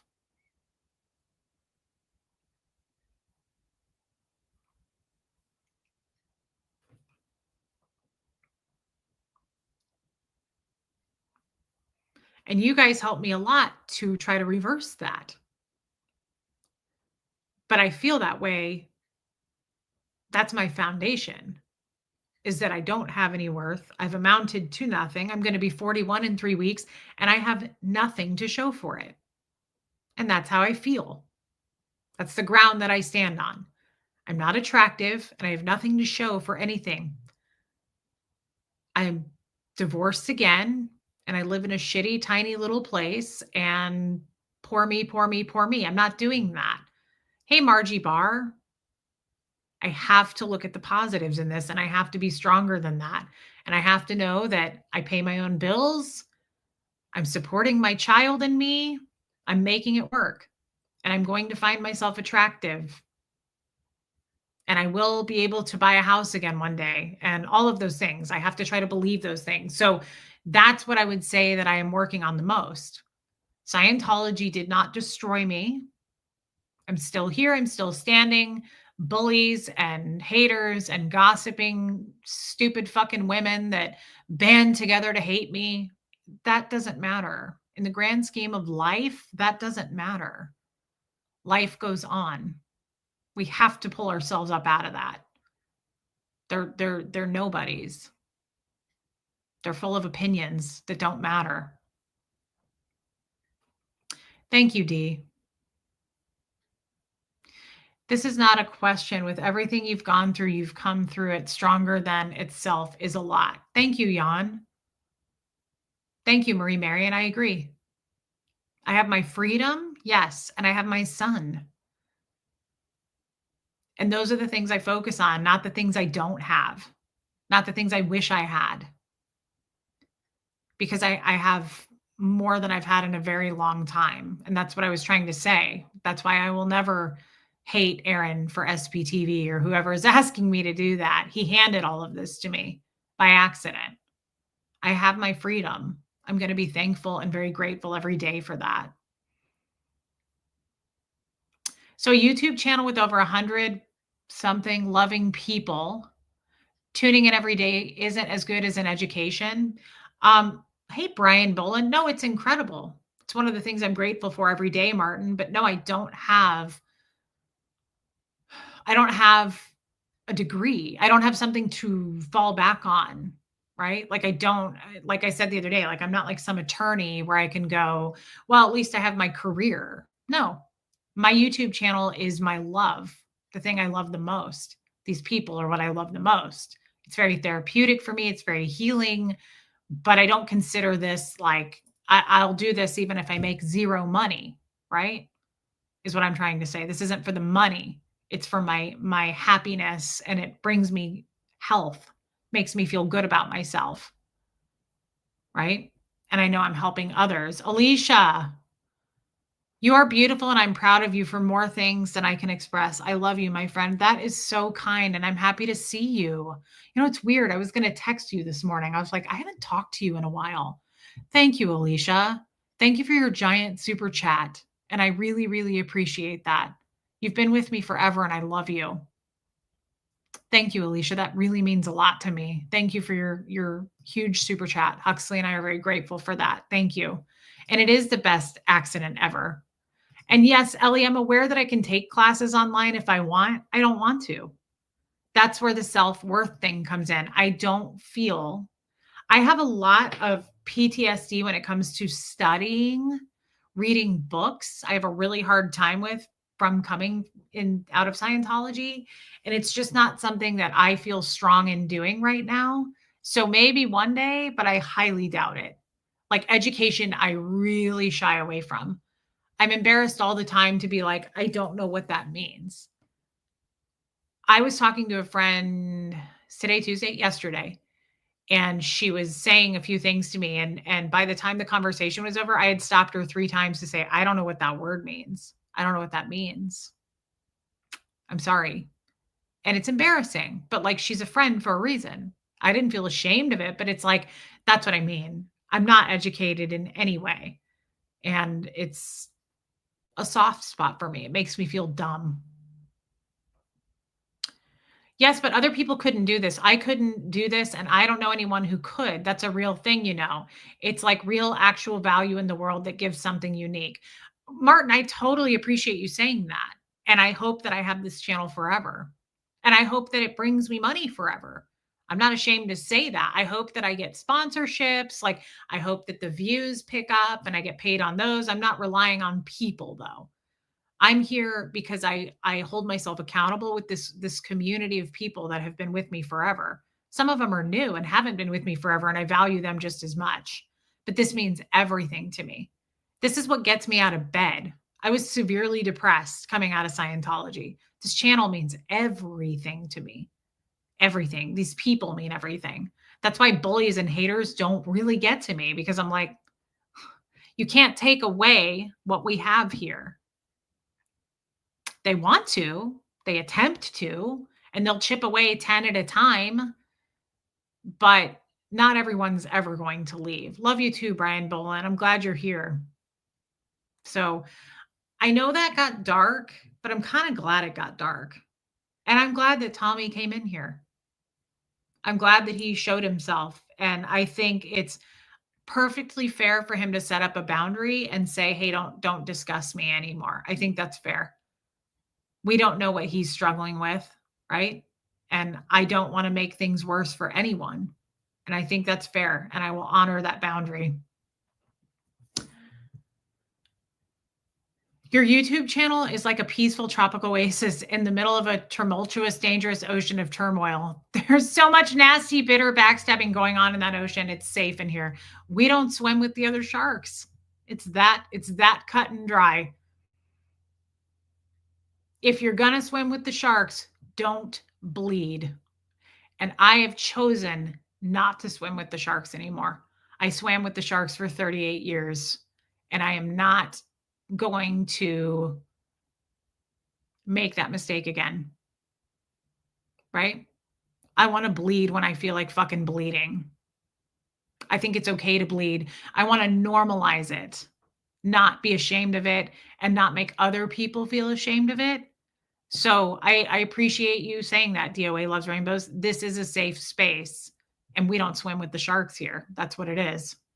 Thank you, Kim is Blue. I appreciate you saying that, babe. Yeah, Jojo. I guess what I'm getting at is that this channel is just as valuable for the viewers as getting some education. You're doing something you should be like very proud. Thank you, Martin. That's really kind. I don't see it through your eyes. But I know there's some serious value to this community, and I'll never give up on it. And I hope you don't give up on me. And just because my opinions on some things may not be the same or aligned or valued with yours, I hope that you understand that I'm coming from a good place. If you don't understand that and you choose to think that I'm this like evil, manipulative, psycho woman, good luck out there. I used to have a bumper sticker on my old Honda CRV, and I miss it so much. I had that car for 10 years, and it said, "Good luck out there." And it was my favorite thing. Every time I walked to my car and I saw it, I was like, I love that. I don't entirely know what it means, but I just love it. It just said, "Good luck out there." Like, whatever that means. I just really liked it. Good luck out there. Whatever that may mean for you, right? We swim with the dolphins. That's right, Trisha Kelly. That's right. I'm not swimming with sharks anymore. Don't say other words. That's right, Kim is Blue. That too. Guys, on that note, tomorrow's Wednesday. Should I come back tomorrow, or like, should I not be here? Like, do we need to take another break? I don't know. Where are we feeling? Put a 1 in the chat if you want me to be here, because, just keep swimming, Jenny. You have helped so many as they have helped you. Your channel is very important. Thank you, Susan P. Yeah, Melissa says, I also unsubbed from the channels that were becoming very negative. It has been such more peaceful since then. Yeah, I don't watch YouTube. I don't want to. I don't watch anything. I don't watch TV. I don't watch anything. Most of the time, you'll find me vacuuming. Thank you for all the ones. Can we do something light soon, like clothes and makeup and decorating stuff? Yeah, maybe. Barbara, I think we should. Hey, C-Dub. Joy Forbes, I think I'll be here. Looks like the ones have it. See you tomorrow. DOA loves rainbows. Thank you. By the way, I mean it. Thank you for your nice comments tonight. Keep swimming. You can borrow my life vest. Thank you, Lumen. I love you guys. Thank you for the boost. That was really nice. Thank you for the super chats. I mean that so much. It helps me and Huxley. You're supporting your local content creator when you do it. You're supporting small business. That's how you have to look at it. Look at Helena. Finn is doing good. Brian Bolin, he's right there sleeping on the chair. Finally, little guy petered out. Hey, West Coast Fancy Nancy. Okay, what do you want to see, Trisha Kelly? Oh, like you mean like a jewelry haul? That would be kind of cool. Proud of you and your growth, my friend. Thank you, Helena. You know what? None of us are getting out alive. I just want to say that. And I love you, Original Anne. Mental illness is a thing. Thank you for your super chat. Instability is a thing. And feeling regret or guilt is a thing. And nobody should be ashamed to be that way. Whether you've been diagnosed with something, whether you've been a victim of something, nobody should be shaming you for that or bullying you for it. And if they do, I hope the forces of evil make their way to their front door. Shelly Kelly, remember what Third Eye says, just effing try, Reese. That's right. Is she here tonight? I don't think she is. Thank you, Shelly Kelly, and I love you. Been thinking about you, girl. Thank you for your super chat. That is fun, Melissa. We should do something like that. Just know that it's all normal. Relax. Nothing is under control. Let's put it that way. Nothing is under control. And nobody should be making hate videos or posting anything about their shitty, stupid ass opinions, right? Because that's exactly what it is. And I hope that they walk into an asshole and the door shuts on them and there's no doors or windows. And it's like a casino and it smells terrible. Just because. All right, guys, you're making me look mad. Mods, you don't have to super chat me ever. I love you guys, but thank you. Thank you so much. Actually, give me more of your money. Just kidding. Shell, I love you, girl. I can see you laughing right now, falling out of your chair like that one time, and we won't mention it, right? You're my favorite cult leader. That is such a sweet thing to say, Puka Vista. Thank you. Yadira, I'm expecting money from you. You can just Venmo me. You are an amazing woman, and I am proud to call you my friend. I love you, Liz Tricks. And I feel way more the honor is mine. The pride comes, I'm proud to be your friend. Thank you for saying that. You're very, very strong and you inspire me all the time. Thank you for your super chat. I am the best cult leader. Thank you. How much you want? Mods, let's have a mod call real quick and we can kind of pool together your money and then we'll just put it all in like one Venmo. Does that work? Make sure those NDAs are up to date. Let's start a couple of rumors before we sign off. NDAs and money. I think those are two good things. Oh, your check is in the wind. All right, Yadira, you don't even live in America. So how's that going to fly over the border to me? That's not going to work. So you're going to have to get it to me a different way. Those windy ass checks can really cause a problem. Can they not? Am I wrong? Right? Thank you, Kestrel. I love this chat too, Jojo Bananas. All right, tomorrow, no one laughed at my comment. I love Dawn. That's fantastic. I don't know what your comment was, but I'm laughing at that. Oh my God, that's so something I would say. If I was in somebody's chat, that's what I would say. I'd be like, no one's looking at me. Nobody's laughing. No one's laughing at my comment. Our hurricanes are strong. Checks in the wind. All we are is checks in the wind. Martin, I did see it. Okay. Don't hit me. I'll send more money. We're going to have to up that NDA, Helena. I'm concerned about you. You're going to leak all the secrets. Oh my God. No one laughed at my comment. Thank you for the money, Helena, but it's not enough. So we'll get, yeah, Shelly Kelly, tell your friends in the mod call. We're going to have to round up more than that. Sent mine by carrier pigeon. Okay. Oh, look who came to say goodbye. My little boy. Finny, let's get your hair all over my shirt. Oh, he's so cute. Oh, he's so cute. It's gonna get the hose again.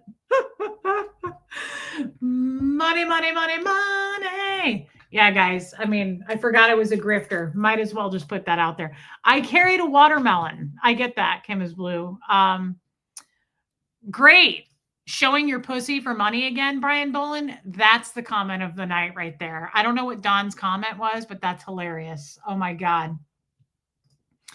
Emily Watts, just saying hi for the algorithm. I'm at DJ Brick Beats in Legoland. Can't hear you. Well, thank you, Emily, and we hope you're having a great time. That sounds like fun. I wish I was there. There's a rumor. That's true, Brian Boland. Showing your pee for money. Putting the pee out there. Follow me on my other channel. You know what I mean for that? I'm thinking about starting one. Guys, I do have skills. That's for Friday night, though. We'll start that on another. That's for another time. Okay. I'm waiting for the sale of my kidney to go through. Okay. Then get it done. I don't want excuses, Helena. I want results. Okay. You can live with one kidney. Get the damn thing sold. Okay. Have it done by Friday at 2. Oh my God. I said I have a concrete, brick, and ocean. Any ideas? I don't understand. Kim is blue. Are you talking out of the side of your mouth? I was. Follow me on my other channel. Oh, Kestrel says shave first. Yeah. Being single, you don't have that kind of time, I find. Like, I don't have time for razors. I just don't. Like being single, I'm like, we can skip another week. It's not like he's coming anytime soon. No pun intended. All right, it's starting to get dirty. It got dirty real quick. And that's why the haters hate us right there. Okay. We can go dip down. It's Thursday at 2. Thank you, good vibes. I, in 38 years, forgot. No, I just changed it to Friday at 2 because we have a different cult. But I definitely, Thursday at 2 will forever be burned into my memory, even after I'm dead. Good vibes. But thank you for reminding me. That's a way to tie up a live. Lots of laughter, Trisha Kelly. Absolutely. Brian says, that's why I'm here. I showed the P. I showed the P for super chats. So you're welcome. And I'll flash it again when it's not a whisker biscuit. I think Dawn is saying we could tie someone to a concrete block and toss them in the ocean. Oh shit, that's dark. But I can think of a few people. But I was a Scientologist, guys, so I don't have any feeling when I think about people who don't need to be here anymore. It's a thing. I just don't care. It doesn't matter. So I can think of a few people. Yeah, absolutely. One's forever, babe. Thank you, Debbie Zito. I love you. I miss you, Debbie Zito. I really do. I hope you'll be on the Zoom call. Thank you for your super chat. Time Arc, you missed a lot, and I don't even remember what it was. But we've gone way. Hey, No Face. We have gone way past the 2-hour mark. Please hit subscribe while you're in here. Okay. Martin, I would love to go there, but I don't think everybody's going to laugh like you did. If you prompt me to do it tomorrow, Martin, tomorrow we'll do a lighter show. We'll talk about funny stuff tomorrow. If you ask me to do it tomorrow, I'll do it. But I still think it's going to be a mistake, man. I don't think other people are going to have the same sense of humor as you. But we'll try. I'll try. That's all I can do. That's what my mods say to me all the time. Reese, just try. Okay. So I will do that. Yeah, Martin. No, I don't think you're going to find people think it's as funny as you do. I thought it was funny. That's why I came up with his name. But oh boy, bless it. All right then. Well, that's that, and neither here nor there. And it's nobody's fault. And I want you to remember that. You know, you lead a horse to a fish, and he's not necessarily going to cast a reel. You know what I mean? You can chop down a tree, but that doesn't mean the entire crowd is going to hear it, right? Am I right? You know, you can float down the Amazon, but does that mean a crocodile is going to get you? Think about that when you're falling asleep, right? On that note, as the frog croaks and the sparrow flies, Dawn, I will, the Epstein story was back when you were lurking. It was a long time ago, Buffy. Love you, Shell. Thanks for your money. I want mods, just see what you can come up with. Just pass around the collection plate, if you don't mind. Send that on Venmo. Make sure your NDAs are up to date. You know what to do, guys. You know what to do. You know, I charge my mods for even doing a mod call. So it's a thing. As the puss purrs, Melissa, that's absolutely right. You need thumbs to fly fish. You're a horse. Yep. That is a saying, right? It's up the Amazon, right? Or it's down the Nile. I think Trisha Kelly, honestly, is how that goes. Rumor, Reese makes her mods pay to be mods. It's not a rumor. It's the truth. They have to pay to be mods and buy Love and Life. And they also have to pay to come to the Zoom calls. And I make them have the Fred membership tiers. Spread the word, tell your friends. The mods have to pay the Fred membership tiers to be there. I can't say it without laughing. Do you realize how hard it is to follow a... Thank you, Erica. Do you realize how hard it is to follow a conversation in here when coming back in? Time Arc, not even I can follow it. You're not any different than anyone else here, right? Like, no one's following what we're saying. It's just words. My mouth is moving. No one understands what's going on, Time Arc. Yeah. They have to pay the top tier membership to be in the Zoom calls, unfortunately.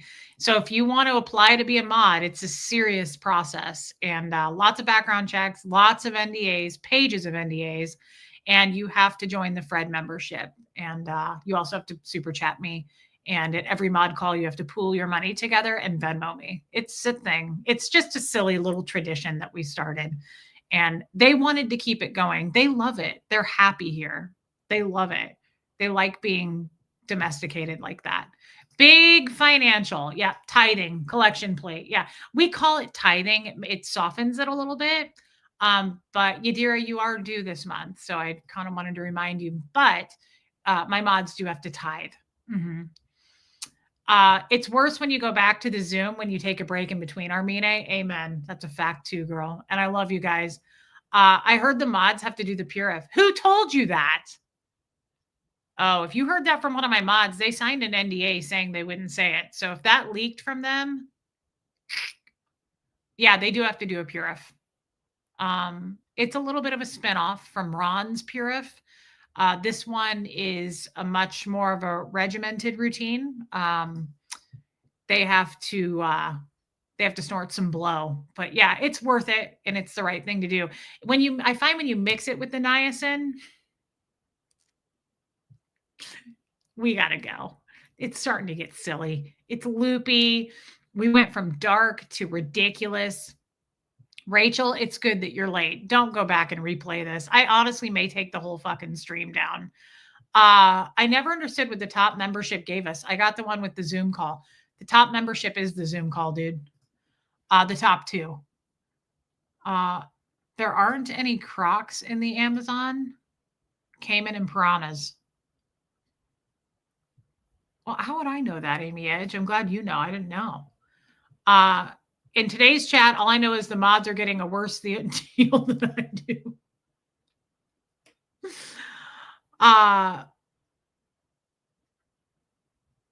You know what I mean? I do my little mod on the chat walk. That's hilarious, No Face. Yeah, that's true. That's funny. All right, everybody, it got weird. I'm sorry it got weird. It got weird about an hour ago and it never stopped. It got real weird real fast. And then I think it just stayed weird. And I am happily, I've always lived in Awkwardville. That's where I've happily resided my entire life. So like this is normal and it feels fine for me, but I know a lot of you are uncomfortable. I'm looking at you, Ty Mark, and I apologize. Mods, I'll start a group to help you get out. Blink twice. Yeah, they're not leaving. They're not leaving because they are obligated legally. They can't go anywhere, unfortunately. So plus they have to pay me. So yeah. Hi, I'm awkward. Yeah, absolutely. See you guys tomorrow. I'll be here in the afternoon. You want to do, okay. I think I have an obligation tomorrow. So it's either going to be at like 3:00, which is earlier Central, my time. If it's not at 3:00, guys, I have cat hair all over me. It's going to be around, probably like 6:00, 7:00. So it's either going to be, she keeps us in the basement. What does Robin Williams say? Layla, get back in your sail. Don't make me get the hose. In Mrs. Doubtfire, that's what it is, Shell. It'll either be earlier in the afternoon. Hey, Women's Warrior, I need to start from the beginning. I'm intrigued. I don't recommend it. I'm not kidding. I may take the whole damn stream down. It just felt weird. Love you, Dawn. How long have you guys been locked in the basement? Don't question them, Marissa Martin. They're not allowed to answer questions. Mods, you're not allowed to answer questions. They're on a short leash. They love it. They love it. Trust me, they're happy. Helena, you better get it done. I don't care if you have to get somebody else's, just get it done. I don't want to hear any more about it. So it's either going to be earlier in the afternoon tomorrow, right? I don't know yet the time. Mom hasn't told me. Or it's going to be later in the day. So either way, you guys need to make it work, okay? Make your schedules work. I don't want excuses. I want results, right? Hey, Sandy Kovacs, don't go back and watch. It's not worth it. It's not cool. I'm serious. It wasn't fun this time. They're happy because they have Stockholm Syndrome. Love you, Muffet Lou. Yes. Why would I take the stream down? Because it was weird. And I think I'm going to get a lot of fucking hate for it. I just don't feel like it. But I think I get hate for every stream I do, honestly. If I were to go look, I'm guessing most people make their views on every stream I do. No? Someone report back to me on that. I take it some things have been said about you again, maybe, so you're giving it back at them. Not really. I mean, I'm not really giving it back. I just feel like some people should be thrown screaming from a helicopter. I'm not going to name names. I don't even know who they are. I just think it's probably the right thing to do. Like George Carlin said, I think some people should be disemboweled with a wooden spoon. I'm not reaching for the stars here, right? Again, that got weird and dark. I might just take the whole damn thing down, right? Yeah, Kim is blue. I agree. There seems to be some pent up, unexpressed resentment that I have going on. And it could just be the last trickling bits of blood coming from Shark Week. Thank you, JoJo. Thank you, Women's Warrior. I love you back, babe. Guys, hit subscribe. It's the least you can fucking do at this point. And it was expressed resentment. It was not unexpressed. I couldn't agree more with you on that, Kim is blue. That sounds pretty good, actually, Helena. I may go get into some queso. All right, everybody. I will be back either earlier in the afternoon tomorrow, okay? Or it's going to be later in the day. Say it with me. Earlier in the afternoon, could be later in the day. It's going to be one or the other. Lori Lee, no, I just get awkward sometimes. And I wonder sometimes like why it's even happening. If you're not subscribed yet, what are you even doing? Great point, Marissa. Yeah, Martin, I couldn't agree more. All right. Run mods. Love you all. Kim is blue. I love you. Thank you for the super chats, guys. Look at Puka Vista later. Martin, early. I love you all, especially you mods. Thank you for all you do. And I mean it. Thank you for the wisdom today. Thank you for listening. Sorry it got weird. I'm going through some shit. That's normal. And we'll try to be less weird tomorrow. I'll try to sing and dance a little more tomorrow. Helena, stop that. Mods, put her back in her cage, please. Somebody put some tape over that. Thank you. Love you, JoJo. Dawn, I love you, girl. All right. Yadira. Yes, Kim is blue. We are. Okay. I feel like this is a Midwest goodbye. I love you guys. Hit subscribe. I'll see everybody tomorrow. And yes, time mark, just keep doing that. It'll be earlier in the afternoon or later in the evening. Not too late, right? But just one of those. I'm not sure which. Even I don't know. And probably the Lord doesn't either at this point. Give them the old razzle dazzle. You razzle, I'll dazzle. All right, then. On that note, here comes Fred. I'll see you all tomorrow. Sorry it got weird. When does it not? Teach a man to fish. See you later.